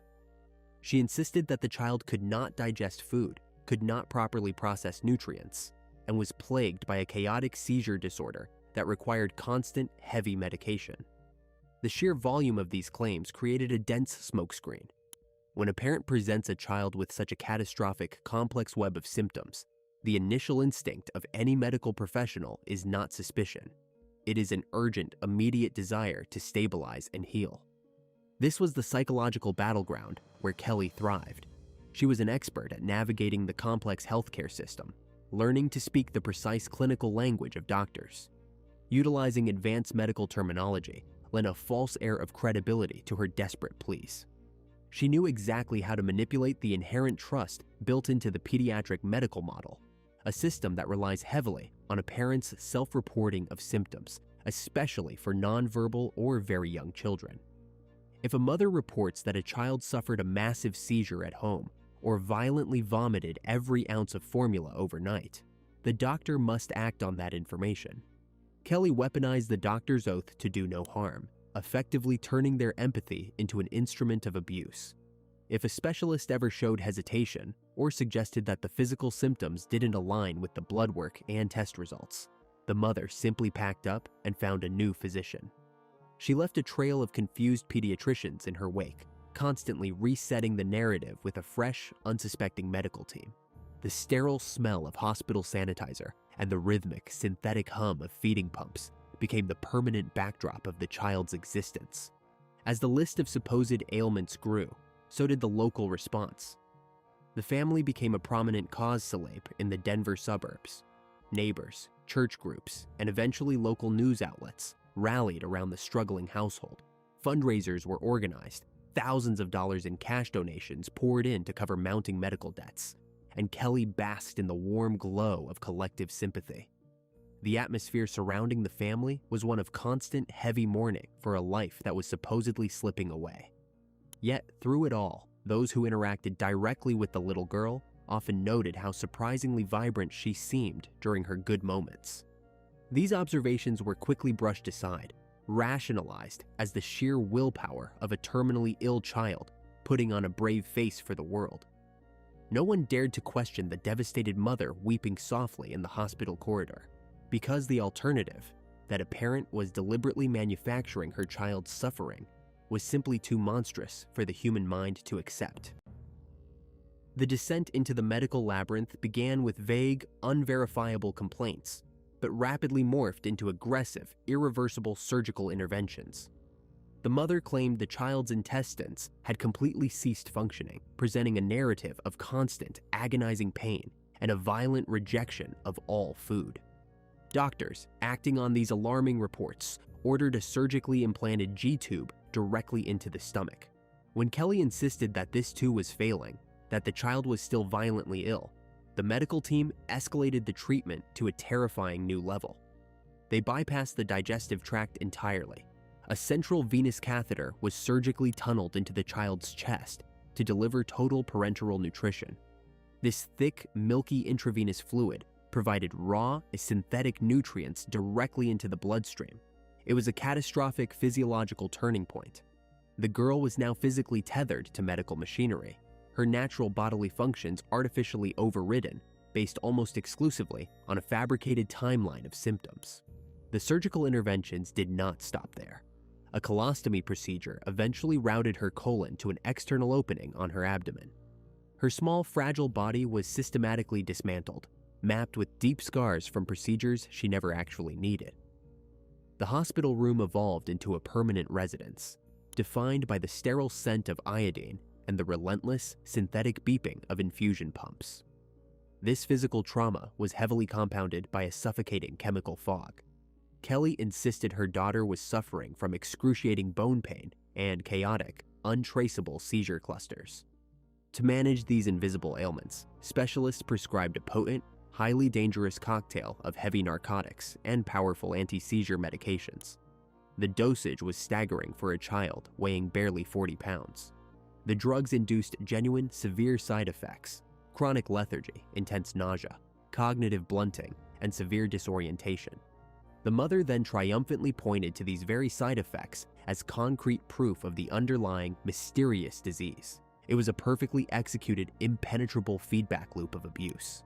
The very treatments designed to save the girl were actively poisoning her, creating a self-fulfilling prophecy of physical decline. The child would lie in her hospital bed for days, eyes glazed over from heavy sedatives, while her mother sat beside her, meticulously updating online blogs about the heartbreaking deterioration. While the child languished in a medically induced haze, the mother cultivated a massive, intensely loyal public following. She launched multiple crowdfunding campaigns, raising over $22,000 in cash to ostensibly cover specialized care and mounting travel debts. Local news crews were frequently invited into the home and the pediatric ward. During these broadcasts, Kelly flawlessly executed the role of the tragic, exhausted heroine. She spoke softly, wiping away tears, recounting her daughter's brave battle against an unnamed terminal enemy. The community responded with an overwhelming outpouring of unconditional support, organizing benefit dinners and prayer vigils. This wave of public sympathy culminated in a massive citywide Make-A-Wish event that bordered on the surreal. The foundation, operating under the absolute belief that the child had only months to live, went to extraordinary logistical lengths to fulfill a bizarre bucket list entirely curated by the mother. The little girl, dressed in a custom superhero costume as the Bat Princess, was celebrated by hundreds of volunteers in the bright Colorado sunshine. She rode in the passenger seat of a Denver police cruiser with lights flashing and sirens blaring. She sprayed a heavy water hose from a towering fire truck and pretended to defeat costumed villains in a local park. The footage of that day is profoundly disturbing in retrospect. It shows a pale, heavily medicated child desperately trying to muster the energy to play, surrounded by a cheering crowd that was unwittingly participating in a macabre, highly public charade. While the child fought through the narcotic fog to smile for the cameras, the mother stood off to the side, readily giving somber interviews to local reporters about her daughter's impending death. Navigating the sprawling pediatric healthcare system, Kelly expertly exploited the fragmented nature of modern medicine. She bounced aggressively between different departments: gastroenterology, neurology, palliative care, ensuring that no single physician ever had a complete, unobstructed view of the girl's true medical history. If a nurse questioned why the child's vital signs were perfectly stable when the mother reported a massive crisis, Kelly would become highly defensive. She immediately threatened to pull her daughter from the hospital's care and take her to another state. She frequently sought second, third, and fourth opinions, shopping for doctors until she found a specialist willing to authorize the next aggressive procedure. There were brief, fleeting instances where medical staff noted glaring discrepancies. Nurses documented times when the child seemed to tolerate solid food perfectly well when the mother wasn't in the room, or periods where she played energetically without any signs of the crippling pain reported just hours prior. But these critical observations were inevitably buried under mountains of bureaucratic paperwork and the mother's fierce, overbearing presence. To keep the doctors chasing red herrings, the mother would artificially induce symptoms just before critical tests, withholding water so the child appeared severely dehydrated, or manipulating the central line to cause localized infections. The medical establishment's inherent design, built entirely on the foundational premise of partnering with loving parents, essentially provided the weapons, the stage, and the funding for the abuse. By the summer of 2017, the medical facade reached a critical, unstable threshold. The elaborate web of fictitious ailments had grown too complex to manage indefinitely. There were simply no more plausible surgical interventions left to demand without triggering an aggressive, multidisciplinary psychiatric review of the family dynamic. The mother recognized this shifting tide with predatory intuition. She completely altered her strategy, pivoting flawlessly from the role of a desperate, relentless fighter to that of a tragically accepting, exhausted parent. She began telling the top-tier pediatric specialists that the heavy medical interventions were no longer working, insisting that her daughter's quality of life had completely evaporated. She claimed the child was locked in an insurmountable, invisible agony, pleading with the hospital's ethics board to allow a dignified, peaceful end. The medical staff faced a terrifying ethical crossroad. They were blinded by years of fabricated records, a massive chart overflowing with hundreds of clinical notes based entirely on the mother's fraudulent reporting. Exhausted by the sheer complexity of the case, the physicians found themselves cornered by their own rigid protocols. The mother aggressively pushed for a do not resuscitate order.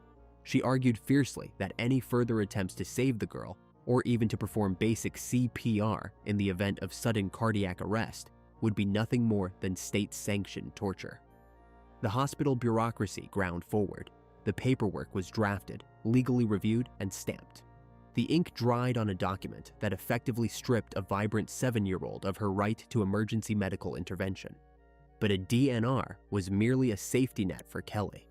To secure the tragic, fatal ending she had authored, she had to permanently stop the one thing actually keeping the child alive. She demanded the total removal of the total parenteral nutrition line. The synthetic IV fluid was the girl's sole source of sustenance, given the surgically altered, compromised state of her digestive tract. Removing that lifeline was an absolute, undeniable death sentence. Several attending physicians reportedly balked at this horrific request. Withdrawing vital nutrition from a conscious, communicative, and often playful child violated the most fundamental, deeply ingrained instincts of pediatric care. The clinical team pushed back hard, suggesting alternative pain management therapies or extensive psychiatric evaluations for the family. Yet, the mother leveraged the sheer, crushing weight of the child's massive medical file against them. She weaponized their own previous diagnoses. She cited the phantom bone pain, the supposed unmanageable seizure clusters, and the total intestinal failure that she herself had manufactured through relentless lies. She brought in an external palliative care team, convincing the new doctors that starvation was the most humane, gentle path forward.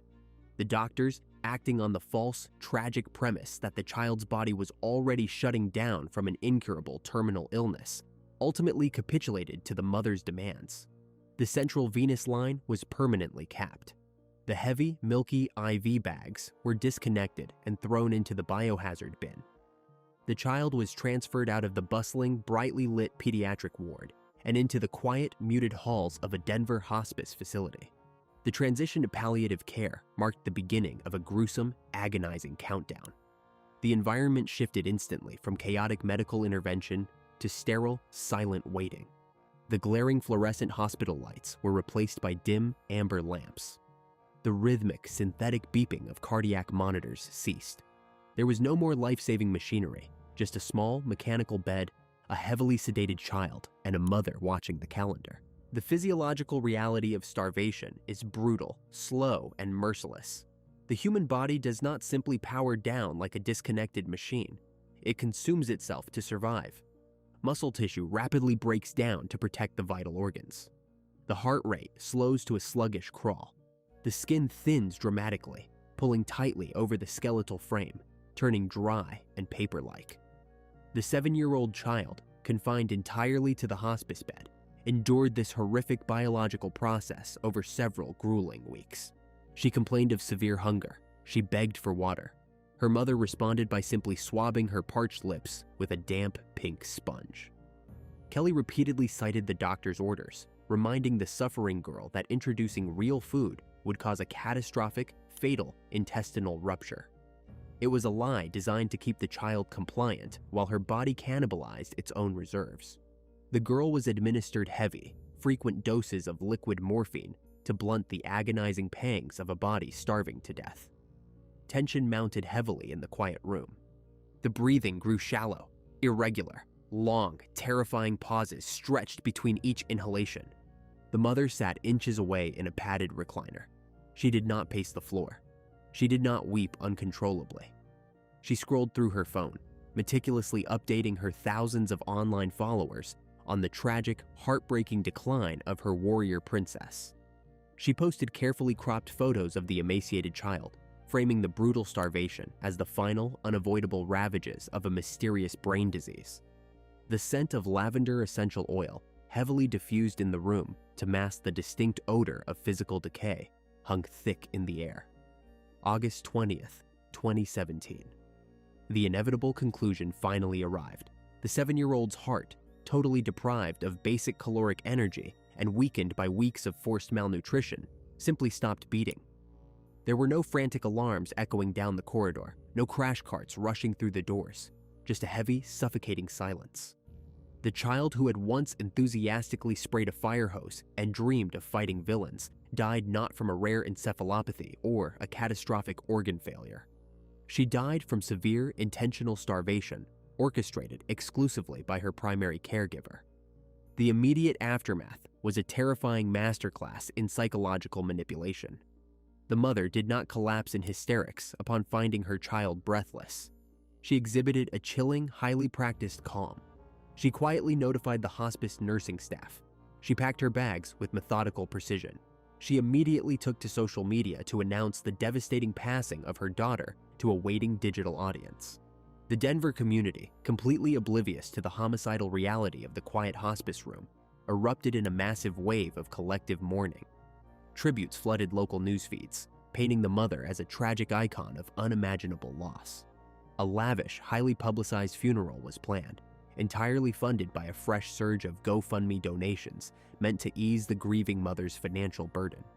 Hundreds of tearful people gathered to pay their respects, weeping openly over a small, ornate casket. The mother stood directly at the center of the tragedy, accepting embraces and offering somber, poetic words about finding peace and a life finally free from agonizing pain. She buried her daughter under a mountain of expensive floral arrangements and unwavering community goodwill. She walked away from the cemetery, firmly believing she had committed the perfect, undetectable crime.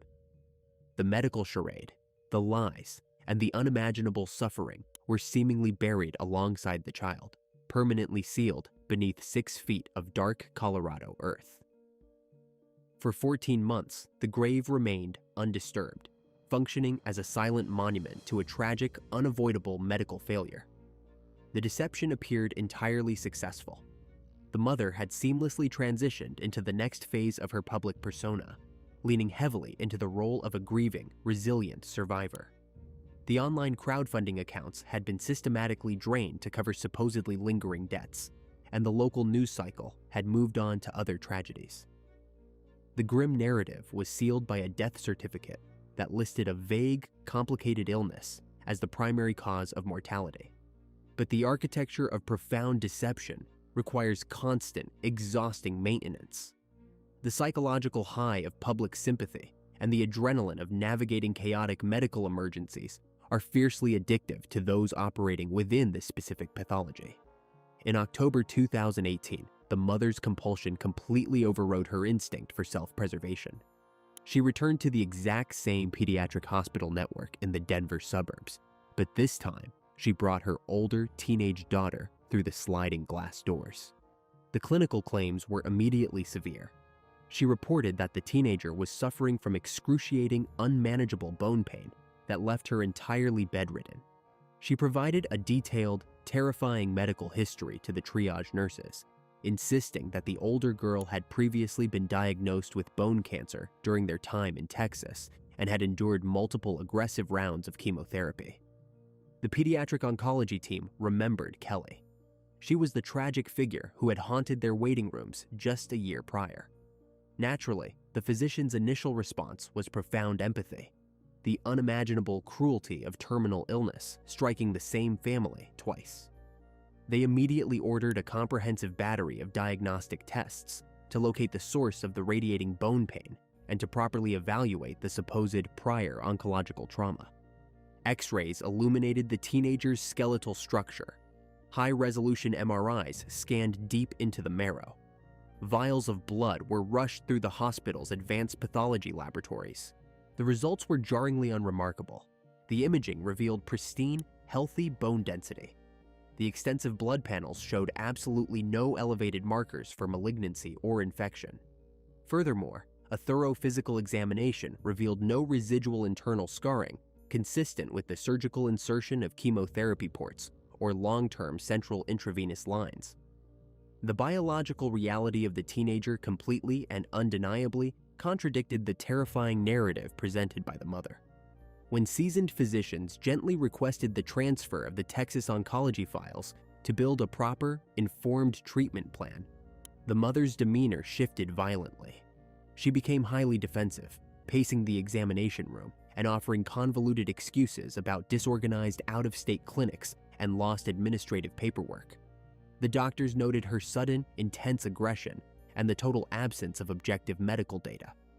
The atmosphere in the clinic turned instantly cold. An attending physician, acting on a deeply unsettling instinct, flagged the teenager's chart for an immediate, comprehensive review by the hospital's specialized child abuse pediatric team. This specific medical unit does not look for pathogens or tumors. They look for lethal behavioral patterns. Administrators bypassed the mother entirely and secured the older daughter's actual medical records directly from the Texas healthcare system. The historical files confirmed the worst suspicions. The teenager had never been diagnosed with cancer. She had never received a single drop of chemotherapy. The entire medical history was a complete, elaborate fabrication.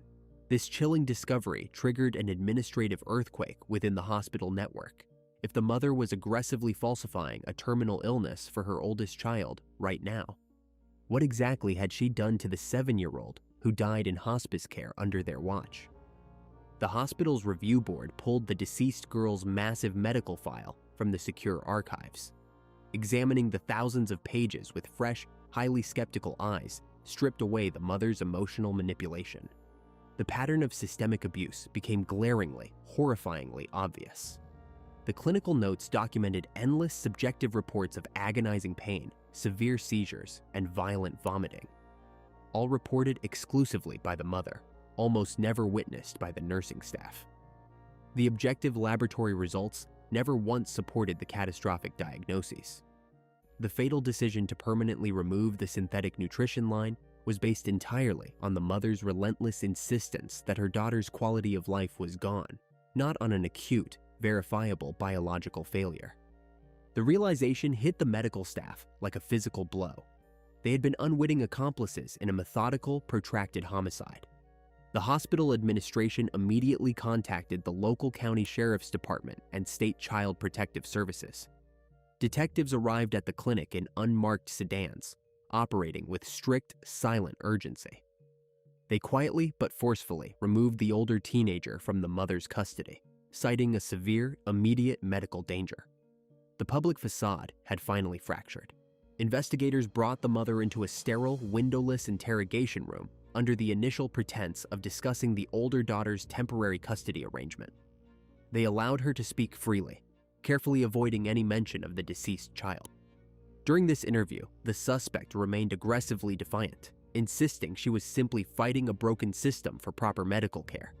Then, she made a catastrophic tactical error.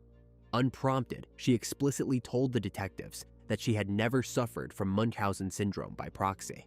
She vehemently denied ever fabricating illnesses for attention, claiming that she was merely a victim of incompetent, deeply suspicious doctors. The seasoned investigators simply nodded, noting the sudden, desperate psychological defense. They had never even mentioned the psychiatric syndrome. The suspect had just shown them her hand, but psychological profiles and falsified medical records from a living teenager were not enough to secure a capital murder indictment. To prove that the 7-year-old's death was a deliberate homicide rather than a tragic medical misstep, the detectives needed concrete, indisputable biological evidence. They needed the body. In late November 2018, a district judge reviewed the overwhelming circumstantial evidence and signed a highly unusual, heavily guarded exhumation order. Dawn broke bitterly cold over the local cemetery. The frost-hardened earth offered fierce physical resistance. Heavy machinery rolled over the manicured grass, the deep mechanical rumble shattering the morning silence. Detectives, forensic pathologists, and cemetery workers stood behind yellow barricade tape, their breath visible in the freezing air. The excavator's metal buckets slammed into the dirt, scraping, digging, pulling back the heavy layers of deception. When the industrial straps were finally secured and the small, ornate casket was hoisted from the dark ground, the community's perception fundamentally shifted. The rumors leaked out rapidly through the quiet suburban streets. The heroic warrior mom wasn't a tragic figure anymore. She was the prime target of an active homicide investigation. The casket was loaded into a sterile forensic transport vehicle and driven directly to the county morgue, where the absolute truth was waiting to be uncovered.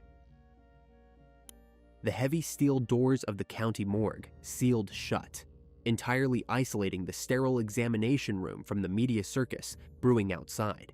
Inside, under glaring surgical lights, the forensic pathologist began the grim, meticulous task of deconstructing a 7-year medical illusion. The physical examination yielded immediate, jarring contradictions to the official death certificate.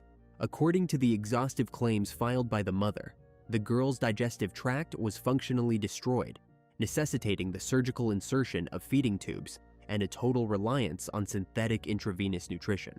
The scalpel, however, revealed a completely different, horrifying reality.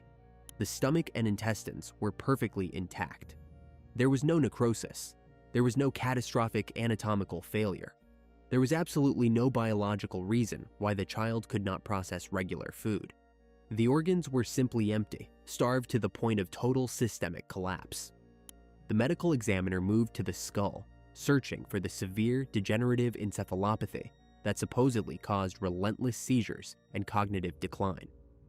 The brain tissue showed zero structural abnormalities, no lesions, and no evidence of a chronic neurological disease.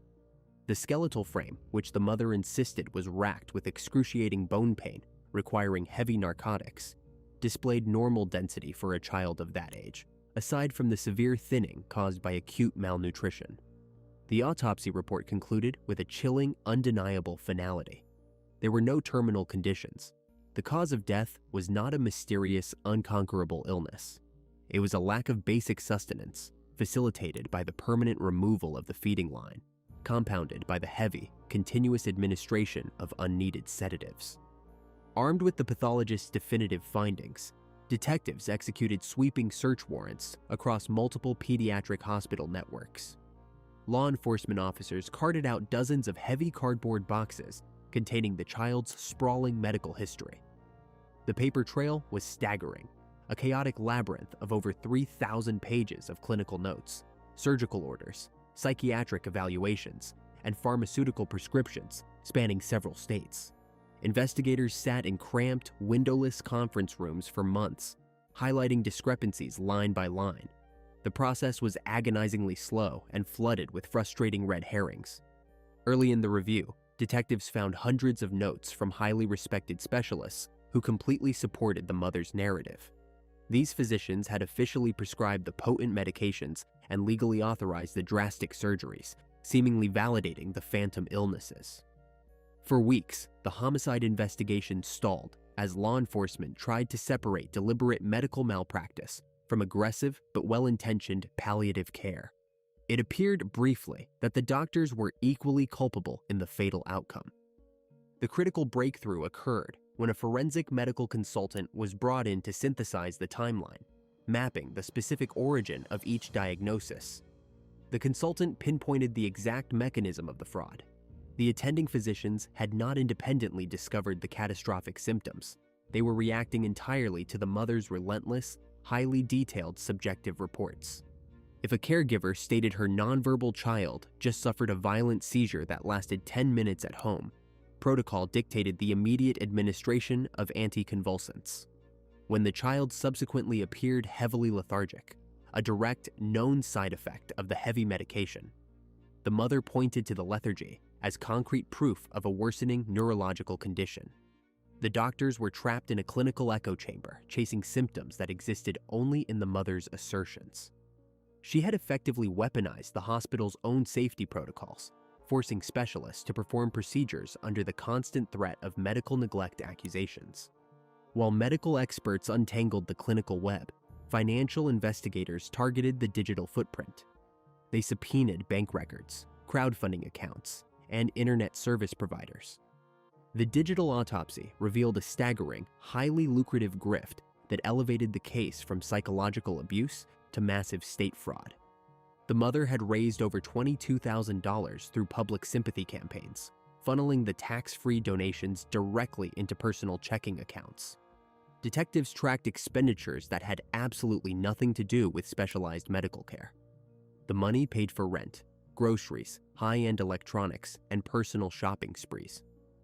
Furthermore, the financial audit exposed over $500,000 in fraudulent Medicaid claims, billing the state and federal government for years of unnecessary, invasive treatments. The fraud extended deeply into local charities. The Make-A-Wish Foundation had spent significant logistical and financial resources granting the ultimate fantasy for a child they genuinely believed was dying. Even the funeral parlor and the cemetery directors had absorbed the high costs of the burial, acting out of profound sympathy for a family they thought was ruined by tragic medical debt. The entire community had been financially and emotionally bled dry. Detectives brought the suspect back into the interrogation room, heavily armed with the crushing weight of the autopsy results and the financial subpoenas. The interrogation strategy shifted immediately from gentle inquiry to a relentless, tactical presentation of facts. The investigators laid out the high-resolution photographs of the intact internal organs. They pushed the highlighted bank statements across the metal table. They detailed the specific mechanisms of the medical fraud, challenging her to explain the pristine state of the child's brain tissue. Her reaction was not one of a shattered, grieving parent realizing a horrible medical mistake. Her posture hardened instantly. She deflected the evidence, blaming specific nurses for incompetence, and insisting that the forensic pathologists simply didn't understand the rare, invisible nature of the diseases. She leaned heavily into her self-appointed role as a medical martyr, claiming she was the only human being who truly understood her child's agony. The investigators recognized the distinct, predatory markers of factitious disorder imposed on another. The financial gain from the crowdfunding was substantial, but the psychological currency was the true motive. The constant, intoxicating rush of community adoration, the adrenaline of commanding trauma rooms, and the absolute power of holding life and death in her hands provided a high she could not abandon. The child was merely the biological vessel required to harvest that attention. When cornered with the absolute lack of physical evidence for the diseases, she retreated into cold, calculated silence, refusing to concede a single lie. The illusion of the warrior mother was her entire identity, and without it, she was nothing more than a predator who had starved her own daughter in plain sight. The arrest warrant was executed with quiet precision. The woman who had spent years manipulating specialists and soaking in public adoration was finally escorted out of her suburban home in handcuffs. The prosecution assembled a devastating case, building an ironclad wall of falsified clinical notes, the damning forensic pathology report, and entirely drained bank accounts. She faced multiple severe charges, including first-degree murder, fatal child abuse, and massive charitable fraud. The sheer volume of documentation guaranteed a grueling, highly publicized trial, one that would inevitably force the surviving daughter to take the stand and testify about her own fabricated cancer. To spare the remaining family from that agonizing spectacle, the district attorney offered a negotiated agreement. In early 2022, the former advocate stood before a judge and formally pleaded guilty to child abuse negligently causing death, along with theft and fraud. There was no theatrical performance this time, no weeping for the cameras. She accepted a 16-year prison sentence. The heavy wooden gavel struck the block, delivering a harsh, definitive finality. The elaborate, years-long illusion was legally dismantled in a matter of minutes, leaving behind only a profoundly fractured community and the cold reality of a mother's ultimate betrayal. The most terrifying monsters do not lurk in dark alleyways. They do not hide in the shadows waiting to strike. Sometimes they sit beside a hospital bed, holding a child's hand under the bright, sterile lights of a pediatric ward. The very system built to heal was meticulously weaponized, turning compassion into a lethal instrument.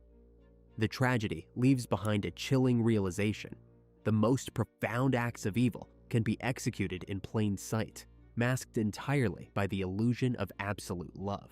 Please like this video and share your thoughts about this case in the comments. Be sure to check out our previous videos as well. See you soon. A 3-week wedding anniversary is usually celebrated with dinner or a quiet night in.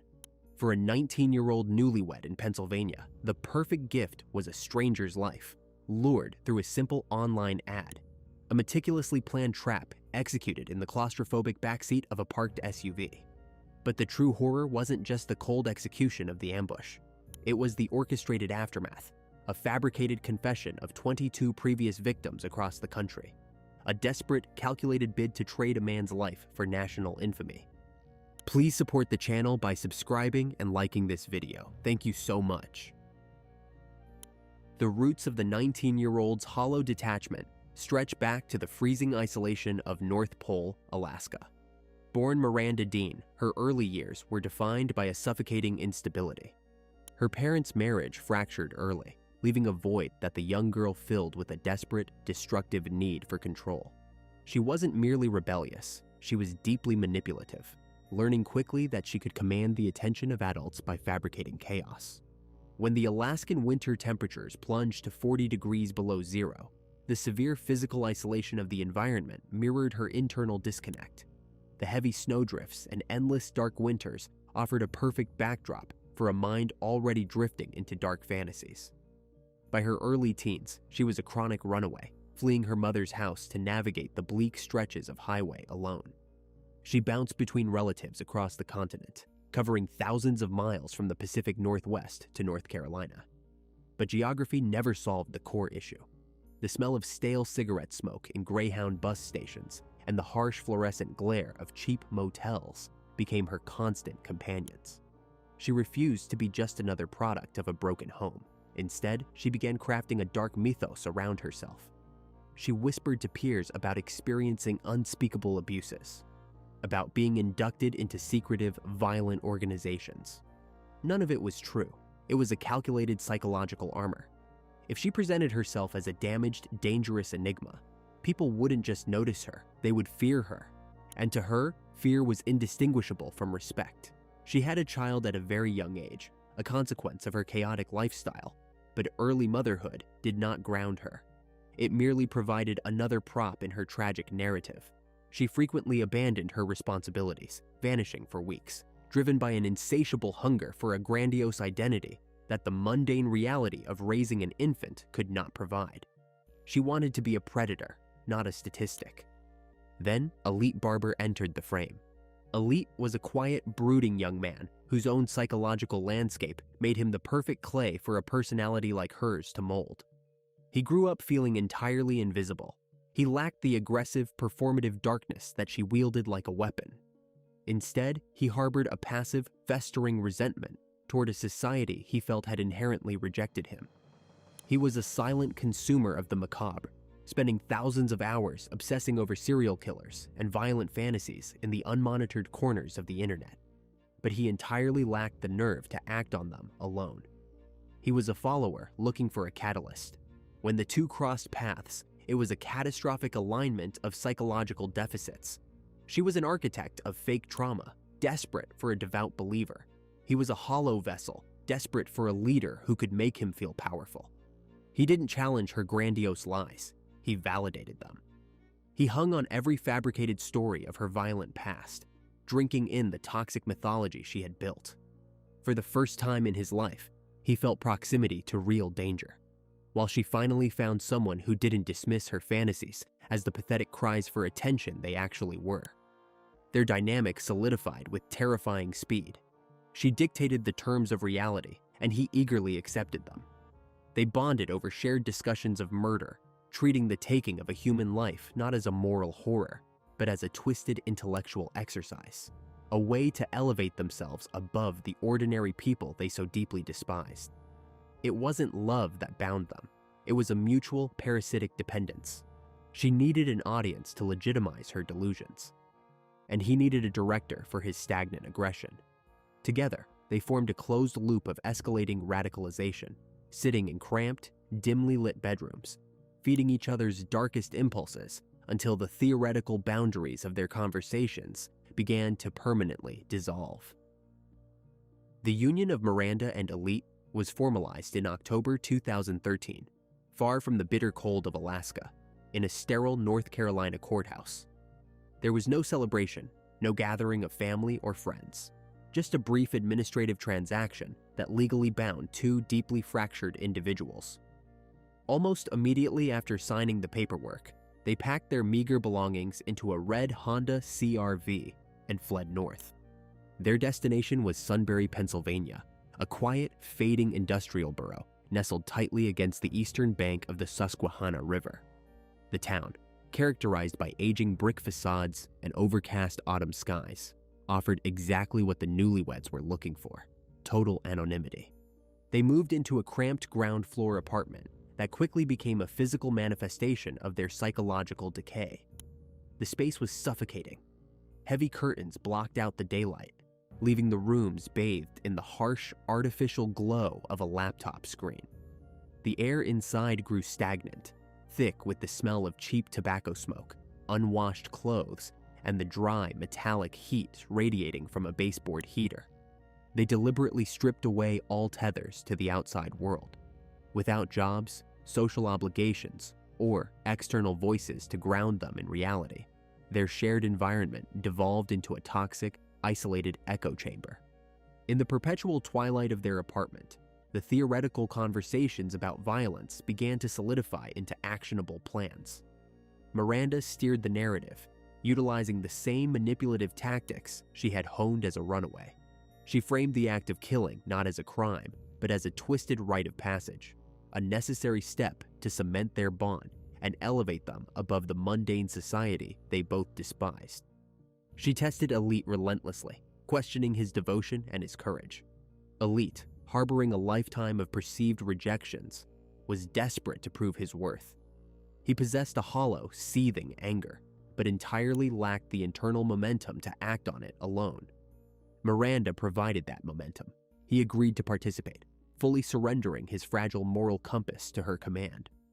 They debated the mechanics of the ambush with the cold, detached efficiency of predators. They decided against a firearm. A gun was loud, impersonal, and drew immediate attention. Instead, they settled on a heavy knife. A blade required physical proximity. It demanded exertion and left a visceral, undeniable mess. It was exactly the type of intimate violence Miranda craved. They established a clear division of labor that appealed to their grandiosity, treating the impending murder like a highly sophisticated military operation. Miranda would act as the bait, utilizing her youth and perceived vulnerability to lure the target. Elite would serve as the enforcer, hiding in the shadows of the back seats beneath a blanket, ensuring the victim could not escape once the trap was sprung. But a trap requires a mark. They needed someone who would walk willingly into a confined space, someone whose disappearance would be delayed by secrecy and shame. The internet provided a frictionless hunting ground. In early November, they navigated to the classifieds website Craigslist, clicking through to the section dedicated to discreet companionship. Miranda drafted a short, transactional advertisement targeting older men. She offered a brief, intimate encounter in exchange for $100. The price was calculated, just high enough to filter out the entirely destitute, but low enough to attract a high volume of local traffic. The psychology behind the digital snare was brutally effective. By monetizing the meetup, they guaranteed that the respondent would actively conceal his tracks. Men seeking illicit encounters in the parking lots of dying shopping malls do not tell their wives where they are going. They do not leave itineraries on the kitchen counter. They turn off their cell phones, park in the shadows, and lie about their whereabouts. Miranda and Elite were explicitly weaponizing their future victims' desire for secrecy, ensuring that whoever responded would effectively erase himself from the grid the moment he left his home.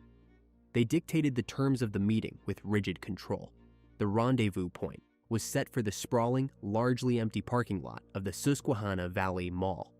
It was a public space, flooded with harsh overhead lights, a location specifically chosen to provide the victim with a false sense of security. Once the target felt safe, Miranda would coax him into the passenger seat of her Honda CR-V, sealing his fate behind a locked door. Within hours of the advertisement going live, the digital trap snapped shut. The inbox on their burner email account began to ping with terrifying frequency. Dozens of responses poured in from faceless men across the region.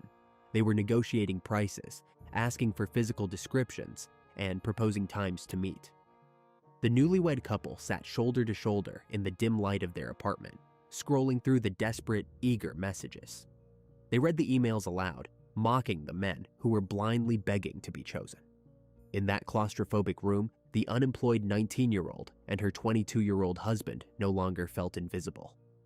Sifting through a digital catalog of prey, they felt a surging, intoxicating wave of absolute power. All that remained was to pick a name and set a date.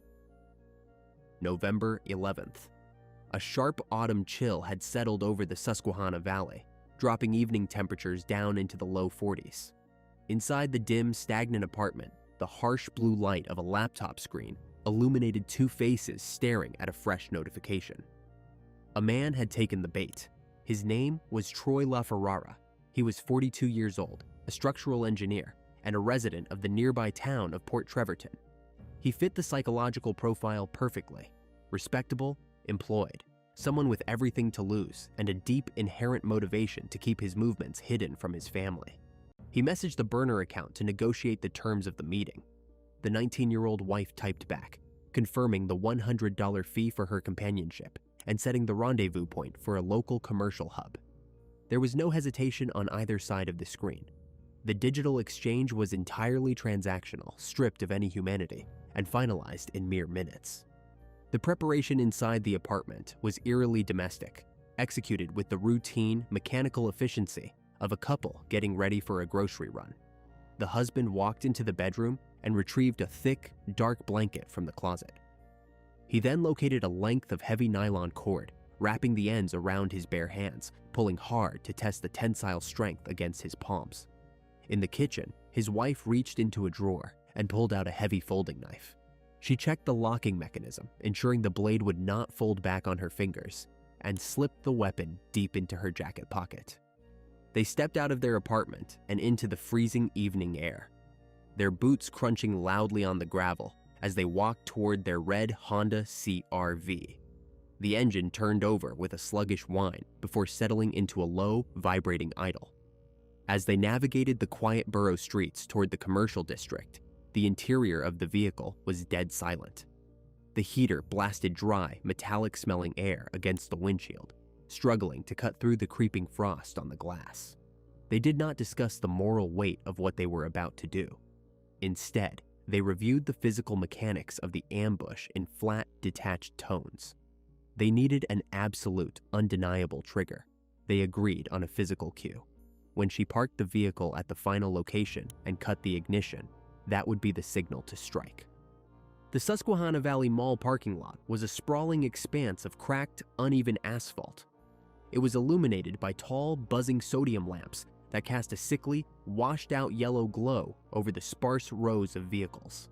It was well after sunset, and the retail crowds had thinned out to almost nothing. The teenage driver steered the compact SUV into a designated spot far away from the main department store entrances, purposely selecting an area draped in heavy, overlapping shadows. She shifted the transmission into park, but kept the engine running to maintain the cabin heat. In the back, the 22-year-old folded his tall, gangly frame into the cramped footwell directly behind the front passenger seat. He pulled the dark blanket entirely over his head and body, pressing himself flat against the damp carpet and old rubber floor mats.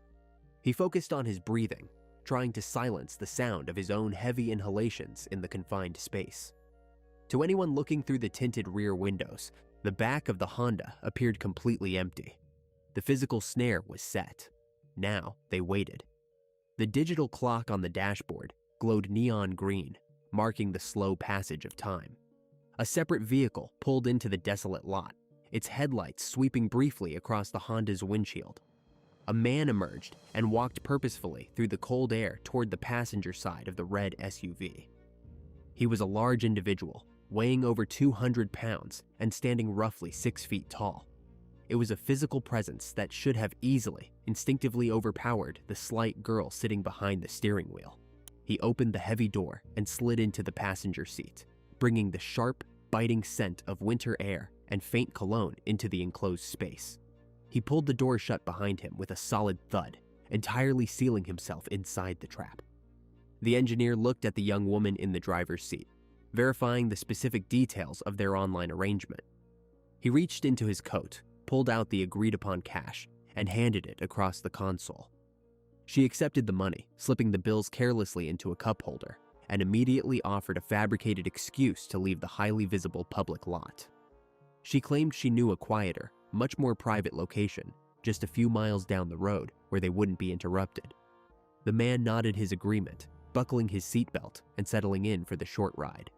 Completely unaware of the shifting, breathing mass hidden beneath the blanket just inches behind his headrest, the Honda exited the mall perimeter and merged onto the dark, winding stretch of highway leading back toward the fading industrial center of Sunbury.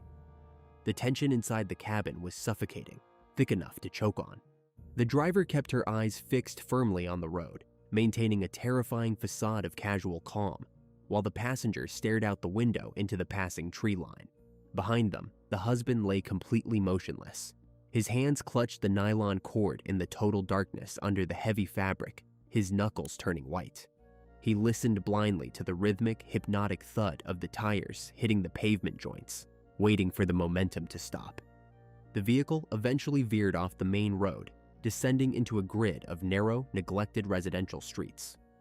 The driver navigated methodically toward a specific, pre-selected alleyway she had scouted days earlier, a claustrophobic corridor tucked between aging brick garages, entirely shielded from the streetlights. She pulled the vehicle deep into the darkness, the high beams illuminating nothing but a patch of overgrown weeds, broken glass, and discarded trash. She shifted the transmission into park. She reached forward.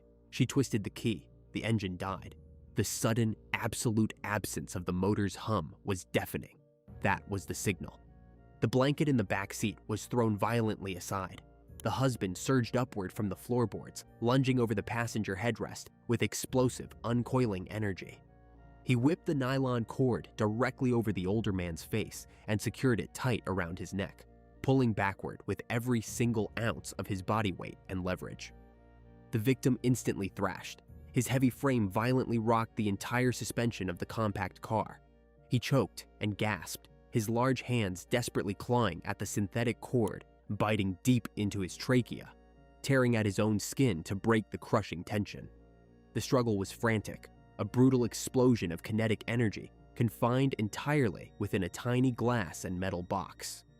As the passenger fought desperately to survive the strangulation, the driver methodically unclipped her seatbelt. She reached into her pocket. She drew the folding knife and snapped the blade open. She climbed directly onto the center console, positioning her knees over the gear shift, towering over the struggling, suffocating man. She brought the blade down, over and over. The tight, soundproofed quarters of the vehicle amplified every single auditory detail, the ripping of thick winter clothing, the sickening, wet impact of steel forcefully separating cartilage and hitting bone, the frantic, wet gasps for oxygen. She struck him violently in the chest, the neck, the back. She stabbed him exactly 20 times. The chaotic, bloody struggle lasted only minutes before the heavy body finally surrendered to the massive trauma, going completely limp and collapsing forward against the dashboard. The immediate aftermath inside the car was devoid of any panic. There was no sudden, horrified realization of the line they had just crossed. There was only the grim, mechanical reality of cleaning up a mess. The interior of the Honda was completely painted in arterial spray. The hot, coppery scent of fresh blood was thick and nauseating in the stagnant air. They quickly exited the vehicle into the freezing night and ripped open the passenger door. Grabbing the deceased by his heavy winter jacket, they hauled the massive frame out of the seat. He hit the cold gravel with a heavy, unceremonious thud. They dragged him roughly a few feet into the deepest, blackest shadow of the alley, dumping him unceremoniously among the overgrown weeds. They made absolutely no effort to bury or conceal the remains. They simply climbed back into the blood-soaked interior of the SUV, restarted the engine, and drove away, leaving a murdered husband bleeding out in the dirt so they could return to their apartment, wash their hands, and purchase fast food with his money. The morning of November 12th broke with a stiff, biting frost over Port Trevorton. Inside a quiet suburban home, the silence was agonizing. A wife woke up to an empty house. Her husband's vehicle was missing. His side of the bed remained perfectly made. For a 42-year-old structural engineer governed entirely by rigid schedules and heavy responsibilities, a sudden, unexplained absence was catastrophic. She spent the early hours of daylight pacing the living room, gripping a phone that refused to ring. She systematically traced his daily routine, contacting his office, reaching out to mutual acquaintances, checking with local hospitals. Every inquiry ended in confused denials or sterile voicemails. By early afternoon, the initial unease had hardened into absolute terror. She contacted local law enforcement to officially report the man missing. Initially, authorities approach adult disappearance cases with procedural caution. People possess the legal right to walk away from their lives. But interviews with family and colleagues quickly dismantled any theory of voluntary flight. The missing man was deeply anchored to his community. He had active engineering projects, financial stability, and zero history of erratic behavior. Officers immediately inputted his physical parameters into regional databases, a 6-foot frame weighing over 200 pounds. This was not an individual who could simply slip through the cracks of a small Pennsylvania town. A localized search grid was established, focusing on the dark, winding highways connecting his home to his workplace. The agonizing uncertainty lasted less than 24 hours. Roughly 10 miles north, in the fading industrial borough of Sunbury, a local resident was walking their dog through a deteriorating neighborhood. The route passed through a narrow, trash-strewn alleyway intersecting Arch Street. The morning sun struggled to penetrate the heavy shadows cast by the surrounding brick garages. Tucked deep within the frozen, overgrown weeds lay a massive, motionless shape. The resident approached cautiously, their breath pluming in the frigid air, before spotting the deep, unnatural staining soaked into the fabric of a heavy winter coat. Within minutes, the claustrophobic corridor was flooded with the harsh strobe of red and blue emergency lights. First responders cordoned off the entire block with bright yellow tape, treating the perimeter as a highly volatile contamination zone. Crime scene technicians arrived to document the brutal reality of the violence. The victim had sustained catastrophic trauma. The medical examiner noted multiple deep puncture wounds compromising the chest, back, and neck. The sheer volume of the injuries indicated an overkill scenario, a frenzied, deeply intimate attack. However, the physical evidence on the ground presented a glaring contradiction. A human body holds over a gallon of blood, yet the frozen gravel beneath the victim was relatively clean. The alleyway was entirely devoid of the massive arterial spatter that would naturally accompany 20 stab wounds.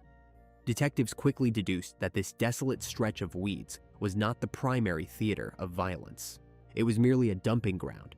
Deep scuff marks on the heels of the victim's shoes confirmed he had been dragged from a vehicle and discarded like refuse. He had been butchered elsewhere, enclosed in a separate, contained environment, and then transported under the cover of darkness. The formal identification of the body sent violent shockwaves through the surrounding region. Sunbury was a town accustomed to slow economic decay, but a savage, execution-style homicide left in a residential alley shattered the fragile illusion of community safety. The social echo was immediate and profound. Paranoia spread rapidly through local diners and hardware stores. Residents who had spent decades leaving their front doors unlocked suddenly purchased heavy deadbolts. Parents demanded escorts for their children walking home from school. The extreme, calculated nature of the murder felt entirely alien, an imported darkness.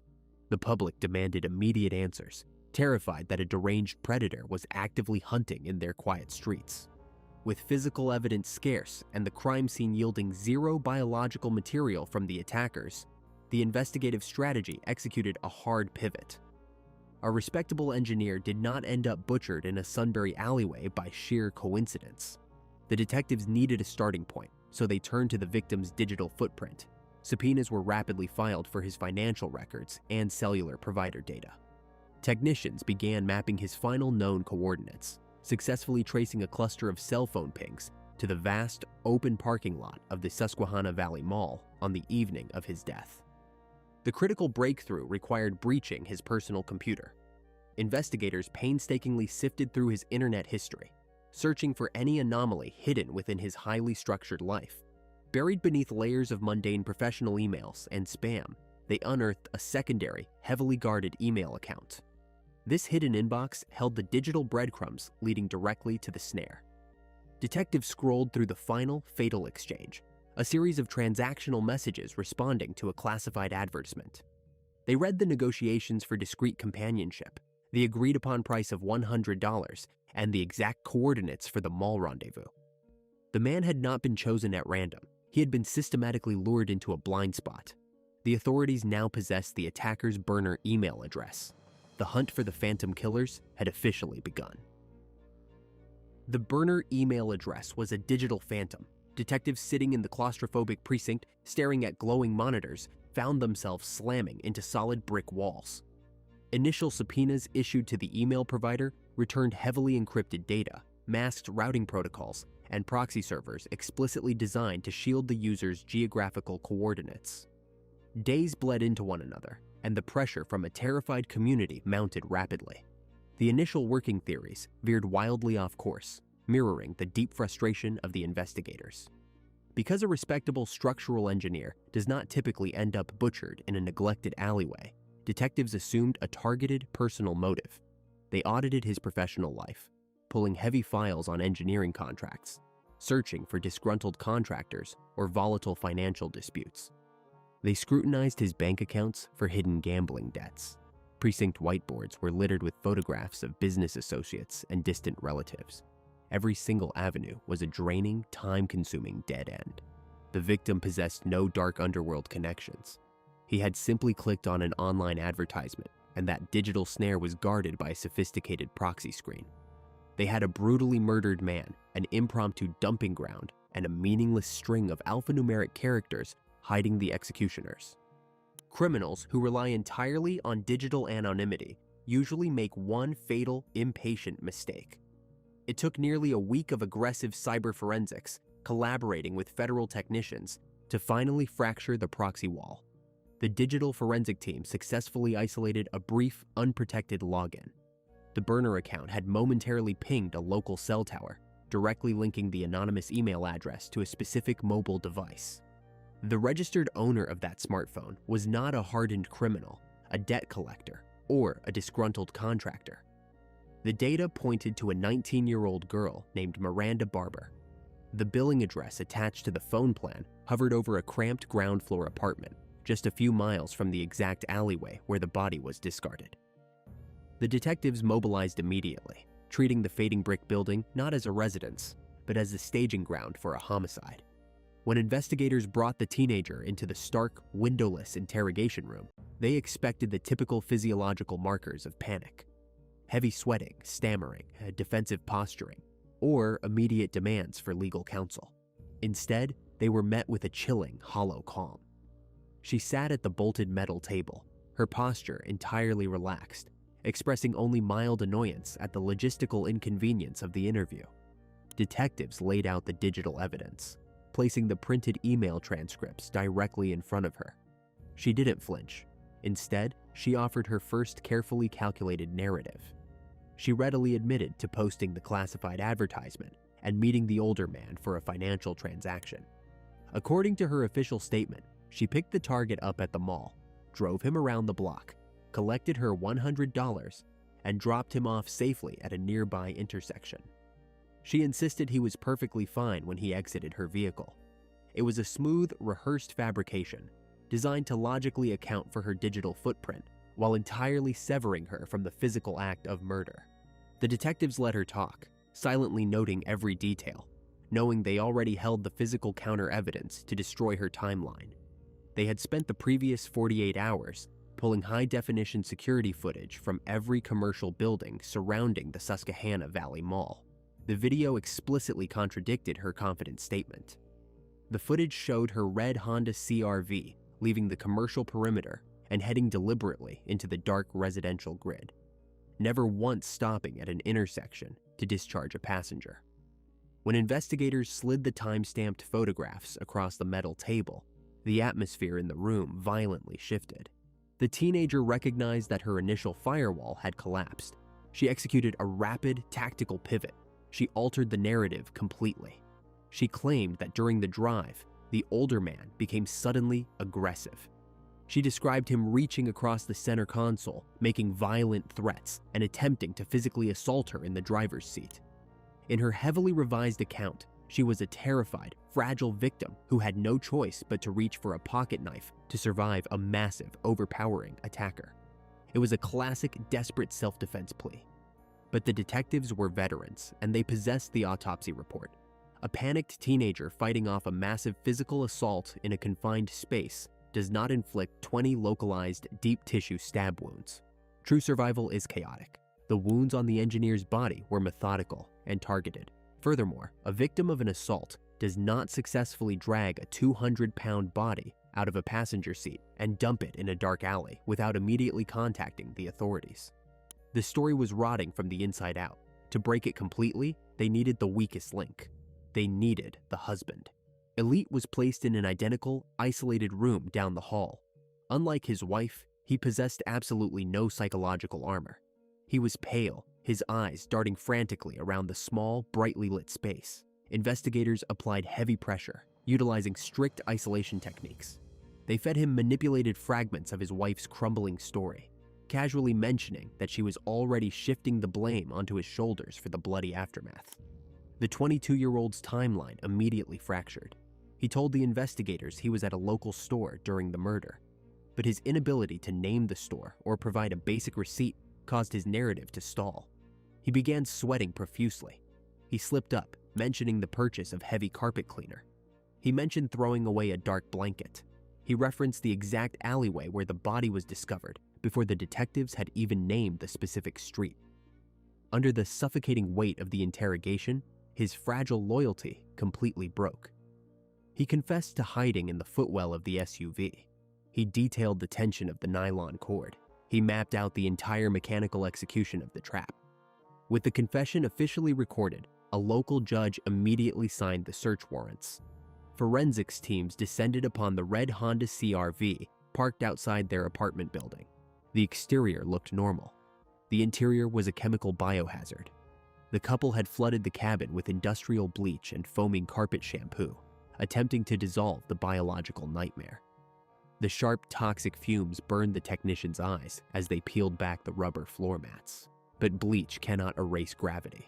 Luminol sprayed across the passenger seat, and dashboard illuminated the cabin in a horrific, glowing blue lattice, revealing massive, deep-set blood spatter that had seeped completely through the upholstery and permanently stained the vehicle's structural foam.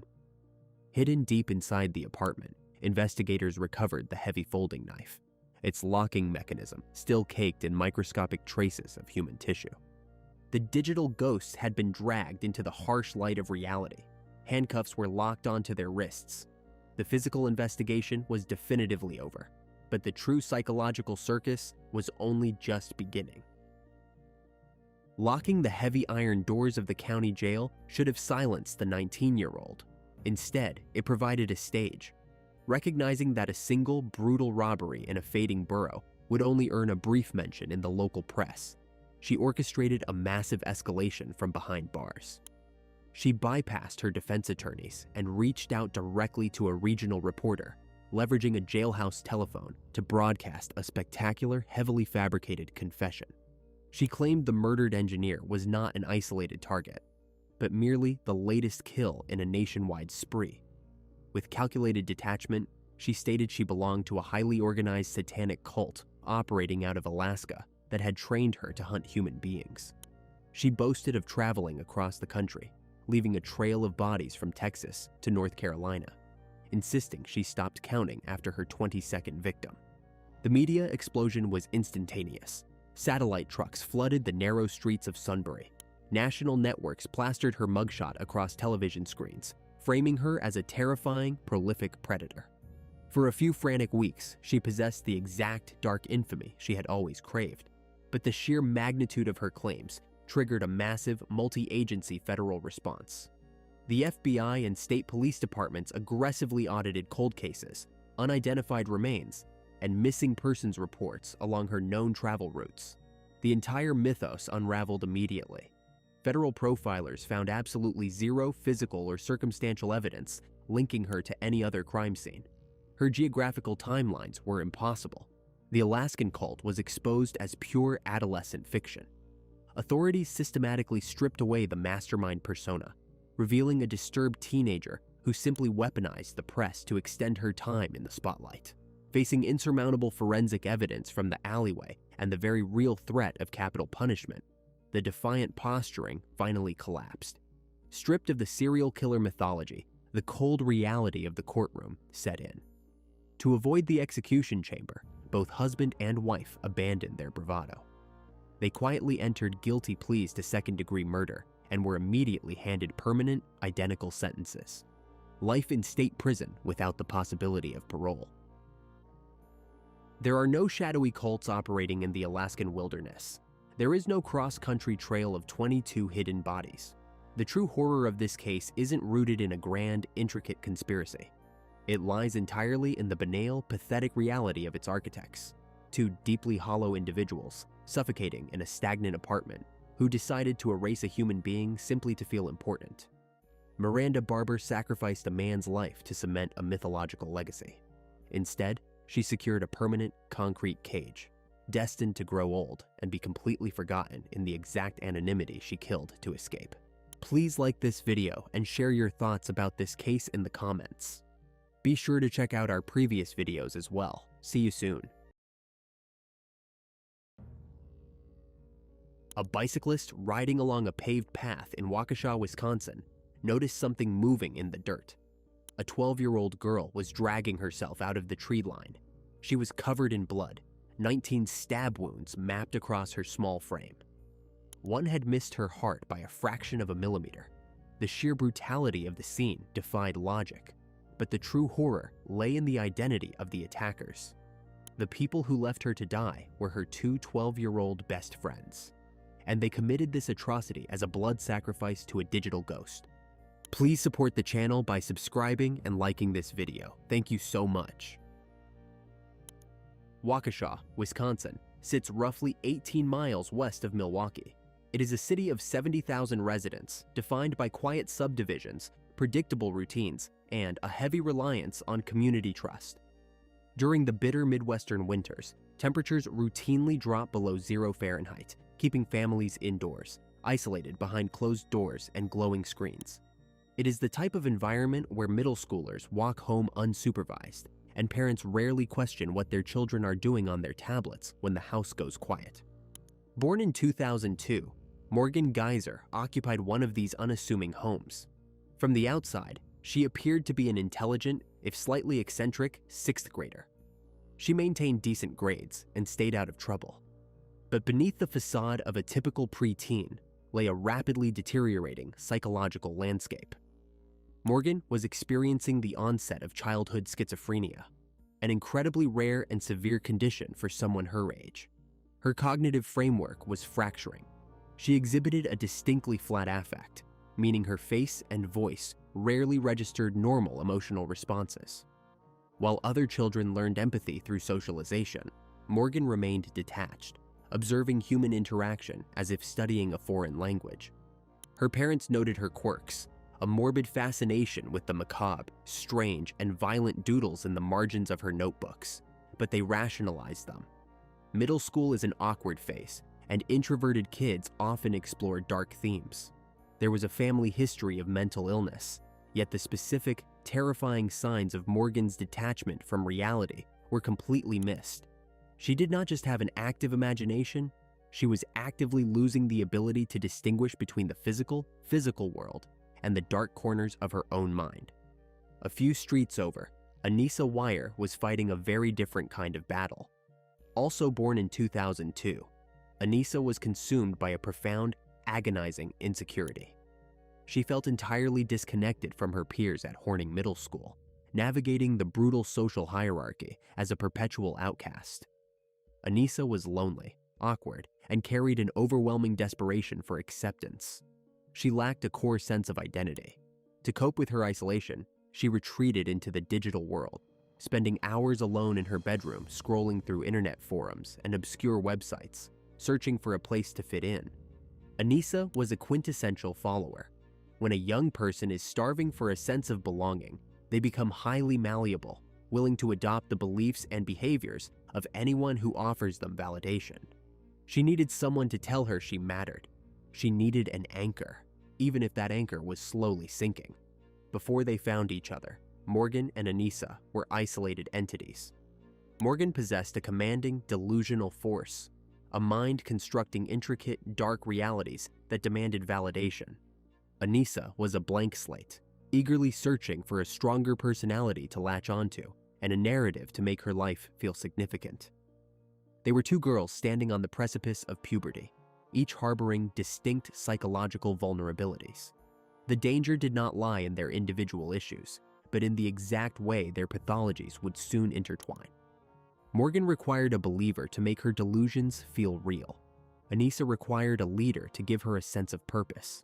Together, they would form a closed feedback loop, a catastrophic psychological synergy that would eventually demand a physical toll. Their convergence happened on a mundane middle school bus ride in late 2013. Anissa, desperate for a connection, sat next to Morgan. The dynamic established itself almost instantly. Anissa recognized a peer who was even further outside the social norms than she was, while Morgan found a willing audience for her increasingly bizarre thoughts. They were not friends in the traditional sense. Their relationship was an echo chamber, a hermetically sealed psychological ecosystem where their worst traits fed off one another. Anissa provided unwavering loyalty. Morgan provided an alternate reality where they were special. The catalyst for their descent was a household tablet and an unrestricted internet connection. In December of that year, the girls discovered the Creepypasta Wiki. It was an online repository for user-generated horror stories, a digital campfire where anonymous authors posted urban legends designed to terrify. Most adolescents browsed these sites for a quick thrill before moving on with their day. But Morgan and Anissa did not move on. They anchored themselves to one specific mythos, the Slender Man. He was described across various forums as an unnaturally tall, unnervingly thin figure, lacking a face, dressed in a sharp black suit, with tendrils protruding from his back. The lore dictated that he lived deep in the woods, possessed telepathic abilities, and preyed on children. For a healthy preteen, he was a ghost story. For Morgan, whose unmedicated schizophrenia was rapidly warping her perception, the Slender Man was a diagnosis. He was the explanation for the shadows she saw shifting in her bedroom corners and the auditory hallucinations whispering in her ears. She confided in her new friend that the faceless entity was watching her, tracking her every move. She claimed he could read her mind and teleport at will. At this critical juncture, Anissa faced a choice. She could dismiss the claims as crazy, tell an adult, and risk losing the only peer who accepted her, or she could believe. Desperate to maintain the bond, Anissa chose the latter. This decision birthed the textbook case of folie à deux, a shared psychotic disorder. Anissa's validation acted as the concrete pouring over Morgan's delusions, hardening them into absolute, undeniable truth. They were no longer two unpopular girls in a Midwestern school. They were initiates into a dark, secret world. The online mythology had specific rules.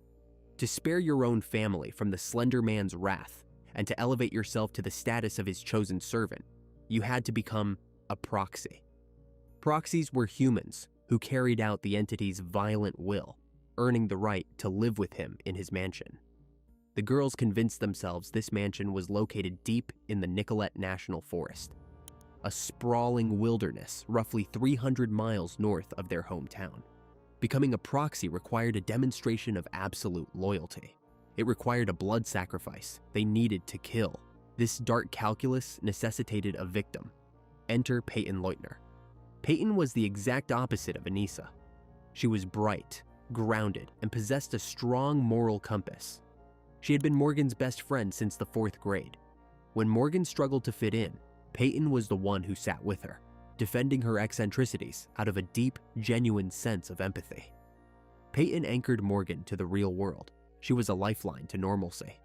But when Anissa entered the picture, the triad became deeply unstable. Anissa harbored a sharp, quiet jealousy toward Peyton. She resented the history the two other girls shared and viewed Peyton as an obstacle to her exclusive ownership of Morgan. More importantly, Peyton's intrinsic goodness and rationality were a direct threat to the dark fantasy world Morgan and Anissa were actively constructing. To permanently migrate into the Slender Man's reality, the tether to the real world had to be cut. Peyton was selected not out of a blinding, impulsive rage, but through cold, calculated necessity. She was the sacrifice. She was accessible, trusting, and totally unaware of the venom brewing just beneath the surface of their sleepovers. From that moment, the fantasy transitioned into a logistical operation. Over the next 5 months, the two girls whispered on the school bus, passing notebooks filled with encoded plans and crude drawings of their faceless master.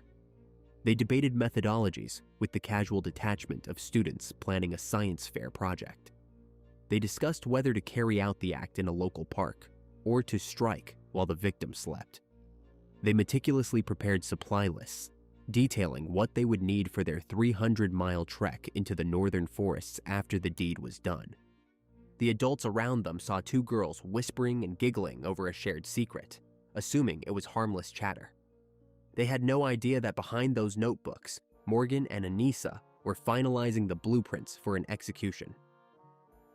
May 30th, 2014 began as a celebration. It was Morgan's 12th birthday, marked by a Friday night excursion to Skateland, a local roller rink in Waukesha. To any chaperone or passing parent, the scene was entirely innocuous. 3 preteen girls, laughing, gliding across the scuffed wooden floor, beneath flashing neon lights. Peyton was happy to celebrate her friend. She remained completely oblivious to the fact that her execution had been scheduled for that very night. The original blueprint, meticulously drafted in Morgan's private notebooks, called for a 2 a.m. assassination. After returning from the roller rink, the trio settled into Morgan's bedroom for the sleepover. The walls were plastered with typical adolescent decor, creating a grotesque contrast to the lethal logistics being negotiated on the floorboards. They laid out their sleeping bags, eventually piling into the same bed. As the house went quiet and the digital clock on the nightstand pushed past midnight, the tension in the room thickened. Anissa stayed awake, staring at the ceiling, waiting for the signal. Morgan possessed a 5-inch carving knife, pilfered from her mother's kitchen drawers, hidden securely in her belongings. The plan dictated that they would duct tape Peyton's mouth shut while she slept, plunge the blade into her neck, and pull the covers over the resulting trauma to buy themselves time for their escape. But as the hour approached, the resolve in the room fractured. Morgan found herself paralyzed by an unexpected wave of hesitation and physical exhaustion. She later communicated to investigators that she simply felt too tired to carry out the intense physical exertion required for murder at that hour. The logistical reality of massive blood loss on her own bedsheets also presented a terrifying hurdle. A silent agreement passed between the two conspirators in the dark. The timeline would be pushed. They closed their eyes, sleeping shoulder to shoulder with the girl they fully intended to slaughter the following day. Morning broke with an eerie domestic normalcy. The girls woke up, stretched, and were treated to fresh donuts by Morgan's mother. They sat at the kitchen counter, eating breakfast in the soft morning light. Peyton smiled, entirely unaware of the lethal calculations being recalibrated just inches away from her. The conspirators were actively revising their strategy over powdered sugar and milk. The new objective was the public restroom at nearby Davids Park. The logic was cold and heavily utilitarian. Public park bathrooms featured central floor drains. Blood could be washed away easily, concealing the crime scene long enough for them to begin their 300-mile trek north to the Nicolet National Forest. They packed a small, unassuming black backpack. Inside were the items they deemed necessary for surviving in the wilderness as proxies of the entity: a few granola bars, a plastic water bottle, a printed map of the Wisconsin interstate system, and the carving knife. The walk to Davids Park took less than 10 minutes. The late May air was hovering around 60 degrees, already thick with Midwestern humidity, and carrying the scent of cut grass and warm asphalt. Upon arriving, they directed Peyton toward the cinderblock bathroom facility near the playground. The heavy steel door groaned shut behind them. The concrete walls echoed sharply with their footsteps. Once inside, Morgan slipped the knife to Anissa, subtly gesturing for her to initiate the assault. The atmosphere in the sterile, fluorescent-lit room grew instantly suffocating. But the bathroom plan disintegrated. Anissa, confronted with the immediate, visceral reality of the act, experienced a sudden surge of logistical panic. She realized the confined space offered absolutely no acoustic dampening. If Peyton screamed, the high-pitched sound would bounce violently off the ceramic tiles and alert anyone walking on the adjacent paved trails outside. Anissa handed the weapon back, shaking her head. The execution was aborted for a second time. Peyton remained confused by the bizarre, tense exchange between her friends, but chalked it up to their usual, unpredictable eccentricities. She trusted them. That profound, unwavering trust was the primary weapon Morgan and Anissa wielded against her. Exiting the restroom, a third and final plan was quickly formulated. Anissa pointed toward the dense, overgrown tree line at the very edge of the park. It was a wooded tract heavily shielded by thick summer foliage, far off the manicured paths. She suggested a game of hide and seek. Peyton agreed immediately, eager to break the strange, heavy tension that had settled over the morning. The three girls stepped off the paved trail and pushed through the heavy underbrush. The temperature dropped noticeably in the shade of the canopy. The ambient noise of the nearby street traffic faded, replaced by the snapping of dry twigs and the rustling of damp, rotting leaves beneath their sneakers. The deeper they went, the darker it became. The canopy blocked out the morning sun, casting long, distorted shadows across the forest floor. Shadows that Morgan's fractured mind readily interpreted as the faceless entity watching from the periphery, demanding his tribute. Anissa assumed the role of the orchestrator. She instructed Peyton to lie face down in the dirt and cover her eyes, counting out loud to give the others time to hide. Peyton complied without a second thought, pressing her face into the damp earth. She began to count. The slow, methodical pacing of the morning shattered. Anissa stepped back, locking eyes with Morgan. She gave a sharp, urgent command, telling her to do it now. Morgan lunged. The attack was a frenzy of uncontrolled, chaotic violence. The 5-inch blade flashed in the muted light, coming down rapidly, 19 times. The strikes were indiscriminate, tearing through soft tissue and muscle with terrifying force. Peyton screamed, a guttural, agonizing sound that vanished into the thick canopy above. She fought back, twisting violently in the dirt, trying to grasp the blade, her hands slipping uselessly on her own blood. Short, clipped breaths, the heavy, metallic stench of copper filling the humid air, the dull sound of tearing fabric. One thrust penetrated Peyton's abdomen, piercing her stomach and liver. Another sliced deep into her arm as she raised it in a desperate defensive posture. The most lethal strike drove directly into her chest, halting a fraction of a millimeter from severing a major artery leading straight to her heart. Had it gone a microscopic distance further, the catastrophic internal bleeding would have ended her life in under 60 seconds. Morgan stepped back, the knife dripping onto the leaves, her flat effect held entirely intact. She felt no remorse, no sudden realization of horror, only the clinical satisfaction that the violent task was finally complete. Anissa, observing the carnage, experienced a brief moment of overwhelming shock, but quickly suppressed it under the weight of their shared delusion. The blood sacrifice was paid. Peyton lay writhing on the forest floor, clutching her chest, gasping for air as her punctured lungs struggled to inflate. Anissa leaned down, her voice devoid of empathy, instructing the bleeding girl to stay quiet. She told her they were going to get help. It was a calculated, hollow lie designed specifically to keep the victim stationary while the attackers made their escape. Morgan and Anissa wiped their bloody hands on some broad leaves, turned their backs on their dying friend, and walked deeper into the trees. They did not look back. Silence returned to the woods, broken only by the ragged, shallow breathing of a 12-year-old girl bleeding out into the Wisconsin soil. The initial shock of the trauma began to give way to searing, blinding pain. Peyton's vision blurred at the edges. The urge to close her eyes and surrender to the encroaching darkness was overwhelming. But the human body possesses a terrifying resilience when confronted with its own termination. A primal, absolute will to live ignited within her. She knew they were not coming back. She knew if she stayed in the dirt, she would die there. Ignoring the catastrophic damage to her organs, Peyton forced herself onto her hands and knees. Every microscopic movement tore at the 19 lacerations mapping her body. She dragged herself forward, inch by agonizing inch, focusing only on the bright gap of sunlight filtering through the trees ahead. It was the edge of the woods, the paved path. She crawled through the mud, leaving a dark, heavy trail behind her. She pushed through the final layer of brush, collapsing onto the warm concrete of the bicycle trail. She had nothing left. She lay there, staring up at the sky, waiting for the end, or for a miracle. Greg Steinberg was navigating his usual Saturday morning bicycle route along the paved pathways bordering the local park. The air was still carrying the heavy dampness of the previous night. Up ahead, where the thick brush of the woods met the manicured concrete, he noticed a strange shape obstructing the lane. From a distance, it registered as a discarded piece of clothing. perhaps a bright jacket left behind by a careless jogger. As his tires closed the distance, the shape shifted. He slammed on his brakes, the rubber skidding against the pavement. It was a child pulling herself out of the dirt. She was completely covered in a dark, wet crimson. He dropped his bike and immediately dialed emergency services.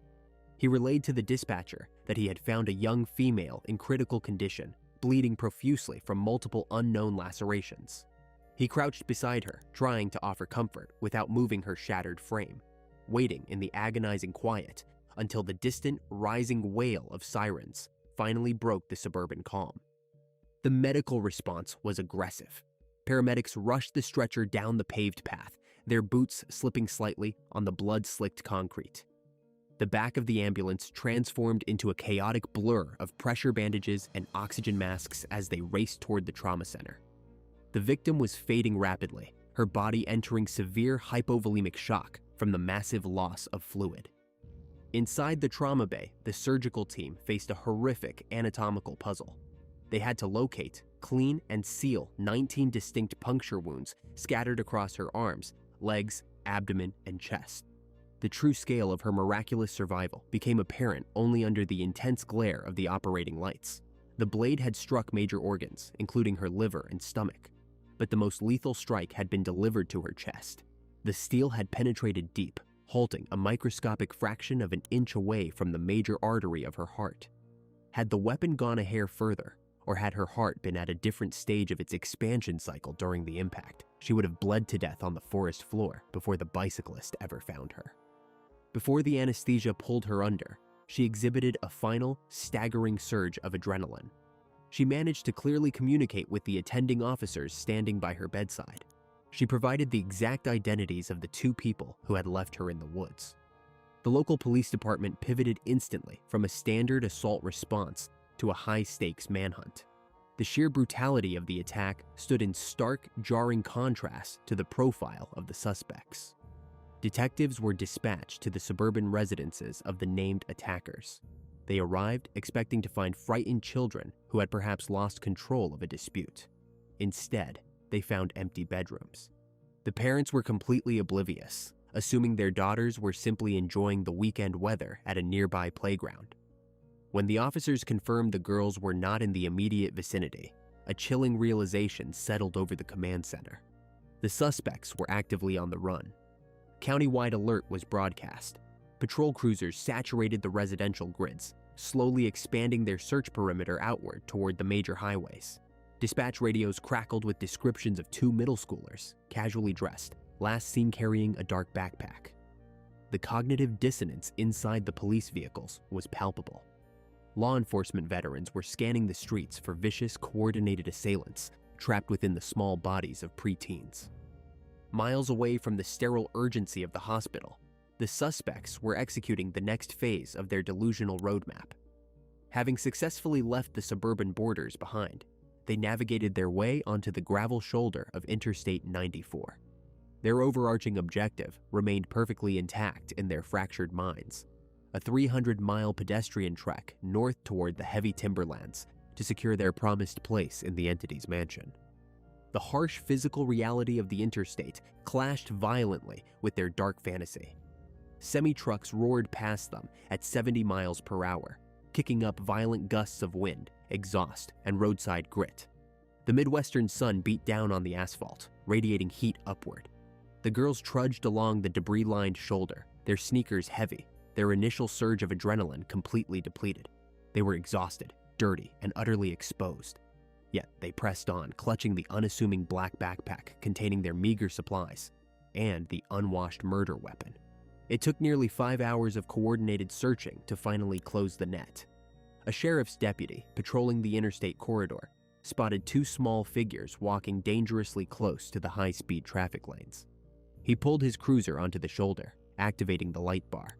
The flashing red and blue strobe reflected off the suspects' tired, expressionless faces. They did not run. They did not attempt to hide in the nearby embankment. When the deputy approached the girls and asked them to identify themselves, they complied with a terrifying, detached calmness. There was no panic, no sudden realization of the manhunt they had triggered. The officer instructed them to step away from their bags. He took them into custody without a single moment of physical resistance. A subsequent, methodical search of their belongings on the side of the highway yielded the expected horror. Tucked inside the backpack, resting alongside a plastic water bottle and some granola bars, was the carving knife. The steel was still heavily coated in the dark, dried residue of their morning execution. The physical chase was over, but the psychological investigation into how two seemingly normal children could orchestrate such an atrocity was just about to begin. The Waukesha Police Department was equipped to handle violent offenders, seasoned gang members, and drug-related felonies. It was entirely unequipped to process two preteens for attempted premeditated homicide. The physical contrast inside the stark, windowless interrogation rooms was jarring. Morgan and Anissa were placed in separate, isolated chambers. They sat in heavy, reinforced plastic chairs built for full-grown adults, their feet dangling inches above the linoleum floor. They were still wearing the clothes they had selected for the morning walk to the park, standard suburban adolescent attire, now heavily dusted with dirt and heavily speckled with the dark, dried biological evidence of their morning activities. To the seasoned detectives observing through the two-way glass, the suspects looked exactly like what they were: children. The initial approach taken by law enforcement was rooted in standard investigative protocol regarding juvenile offenders. When a child commits an act of extreme, calculated violence, the primary assumption is almost always coercion. Detectives entered the rooms operating under the working theory that the girls were proxies in a very literal, real-world sense.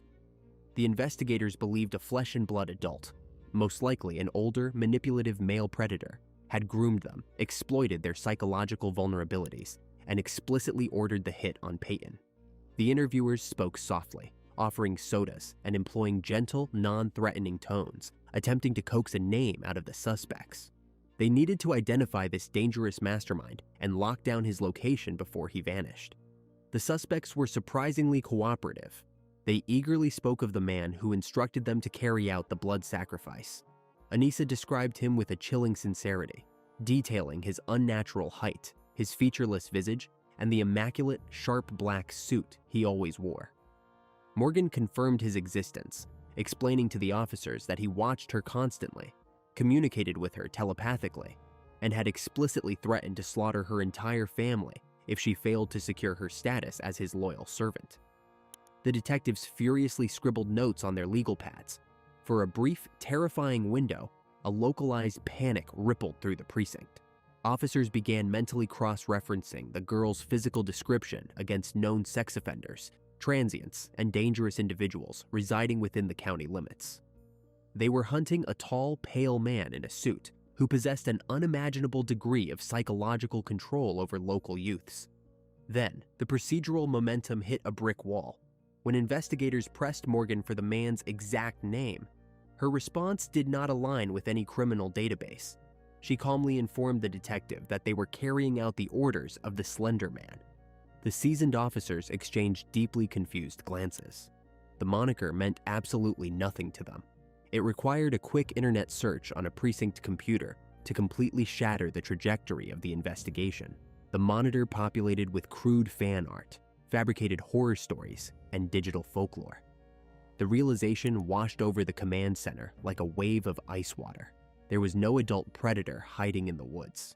There was no physical mastermind to track down and arrest.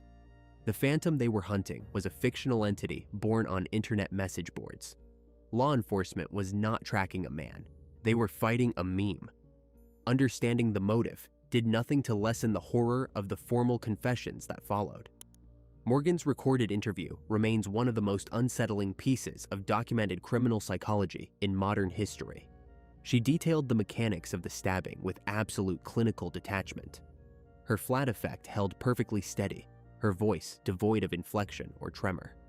She exhibited zero remorse, describing the weapon's entry into her friend's soft tissue, the same way a student might outline the steps of a mundane science experiment. She casually explained her shifting moral compass to the detective, noting that while she felt a brief, fleeting pang of regret, the logistical necessity of the sacrifice far outweighed Peyton's right to breathe. Morgan's unmedicated mind had built an impenetrable perimeter around her delusion. In her reality, she was the hero, saving her own mother and father by eliminating a necessary target. In the adjacent room, Anissa's demeanor fractured in a distinctly different manner. As the adrenaline faded and the sterile, heavy reality of the police station set in, the boundaries of their dark fantasy began to aggressively recede. Anissa was left completely exposed to the catastrophic gravity of her actions. She immediately began shifting the blame, eagerly pointing to Morgan as the primary physical aggressor. She tried to minimize her role, explaining that she merely gave the command and pointed to the trees, exposing the cowardly nature of her participation. Yet simultaneously, she expressed a lingering, profound terror that the faceless entity would retaliate against her for failing to reach the national forest. Her desperate search for belonging had metastasized into a permanent, inescapable nightmare. She wept into her hands, not necessarily for the friend bleeding out in an intensive care unit, but for the sudden, crushing realization that the magical world she had traded her freedom for simply did not exist. By nightfall, the grim details breached the perimeter of the police station and flooded the local media networks. Waukesha woke up the next morning to a fundamentally altered reality. The community panic was immediate, deep, and palpable. It was not the traditional fear of a serial killer roaming the streets, but an absolute terror of an invisible contagion that had effortlessly bypassed locked doors and expensive home security systems, entering their living rooms through the Wi-Fi. Parents across the county scoured their children's tablets, frantically reviewing browsing histories, searching for any digital footprints of modern folklore. The illusion of suburban safety evaporated overnight. If two quiet, seemingly normal girls from a good neighborhood could be weaponized by a horror story to butcher their best friend in broad daylight, then no household was truly safe. The woods at the edge of David's Park were no longer just trees. They became a dark, looming reminder of the unregulated digital spaces where children wandered when the physical world stopped paying attention. The courtroom battle centered on the fundamental question of culpability. Can 12-year-olds be held responsible in adult court for the manifestations of psychosis? The defense teams argued that Morgan and Anissa were suffering from distinct, albeit interconnected, mental health crises. Psychiatric evaluations presented during the pretrial hearings confirmed Morgan's early-onset schizophrenia, illustrating a brain incapable of distinguishing between the slender man and physical reality. Anissa's experts identified folie à deux, arguing she had been swept into Morgan's delusion through her own desperate need for social validation. The state maintained that the girls possessed enough cognitive maturity to recognize the finality of death. After exhaustive legal maneuvering and psychiatric testimony, the outcomes diverged based on individual culpability. Morgan Geyser, diagnosed with schizophrenia, entered a plea of not guilty due to mental disease or defect. She was committed to a state psychiatric institution indefinitely. Anissa Weier, having pleaded guilty to attempted second-degree intentional homicide as a party to a crime, was found not responsible due to mental disease or defect, leading to her commitment to a state facility for 25 years. Both remain under state supervision, their futures irrevocably bound to their psychiatric status. The woods of Waukesha have long since reclaimed the site of the attack. Nature is indifferent to the horrors etched into its soil. The grass grows, the leaves cycle through the seasons, and the quiet of the park remains undisturbed. But the fracture left behind is permanent. The case serves as a grim artifact of the digital age, a testament to what happens when the fragile, unchecked boundaries of a child's imagination intersect with the boundless, unmoderated darkness of the internet. Peyton Leutner lives on, carrying the physical scars of that morning as a map of her survival, a testament to an indomitable human will. Meanwhile, the faceless entity in the suit remains, not as a physical predator, but as a persistent digital virus that continues to haunt the corners of the web, forever linked to two girls who were once its most loyal and most tragic followers. Please like this video and share your thoughts about this case in the comments. Be sure to check out our previous videos as well. See you soon.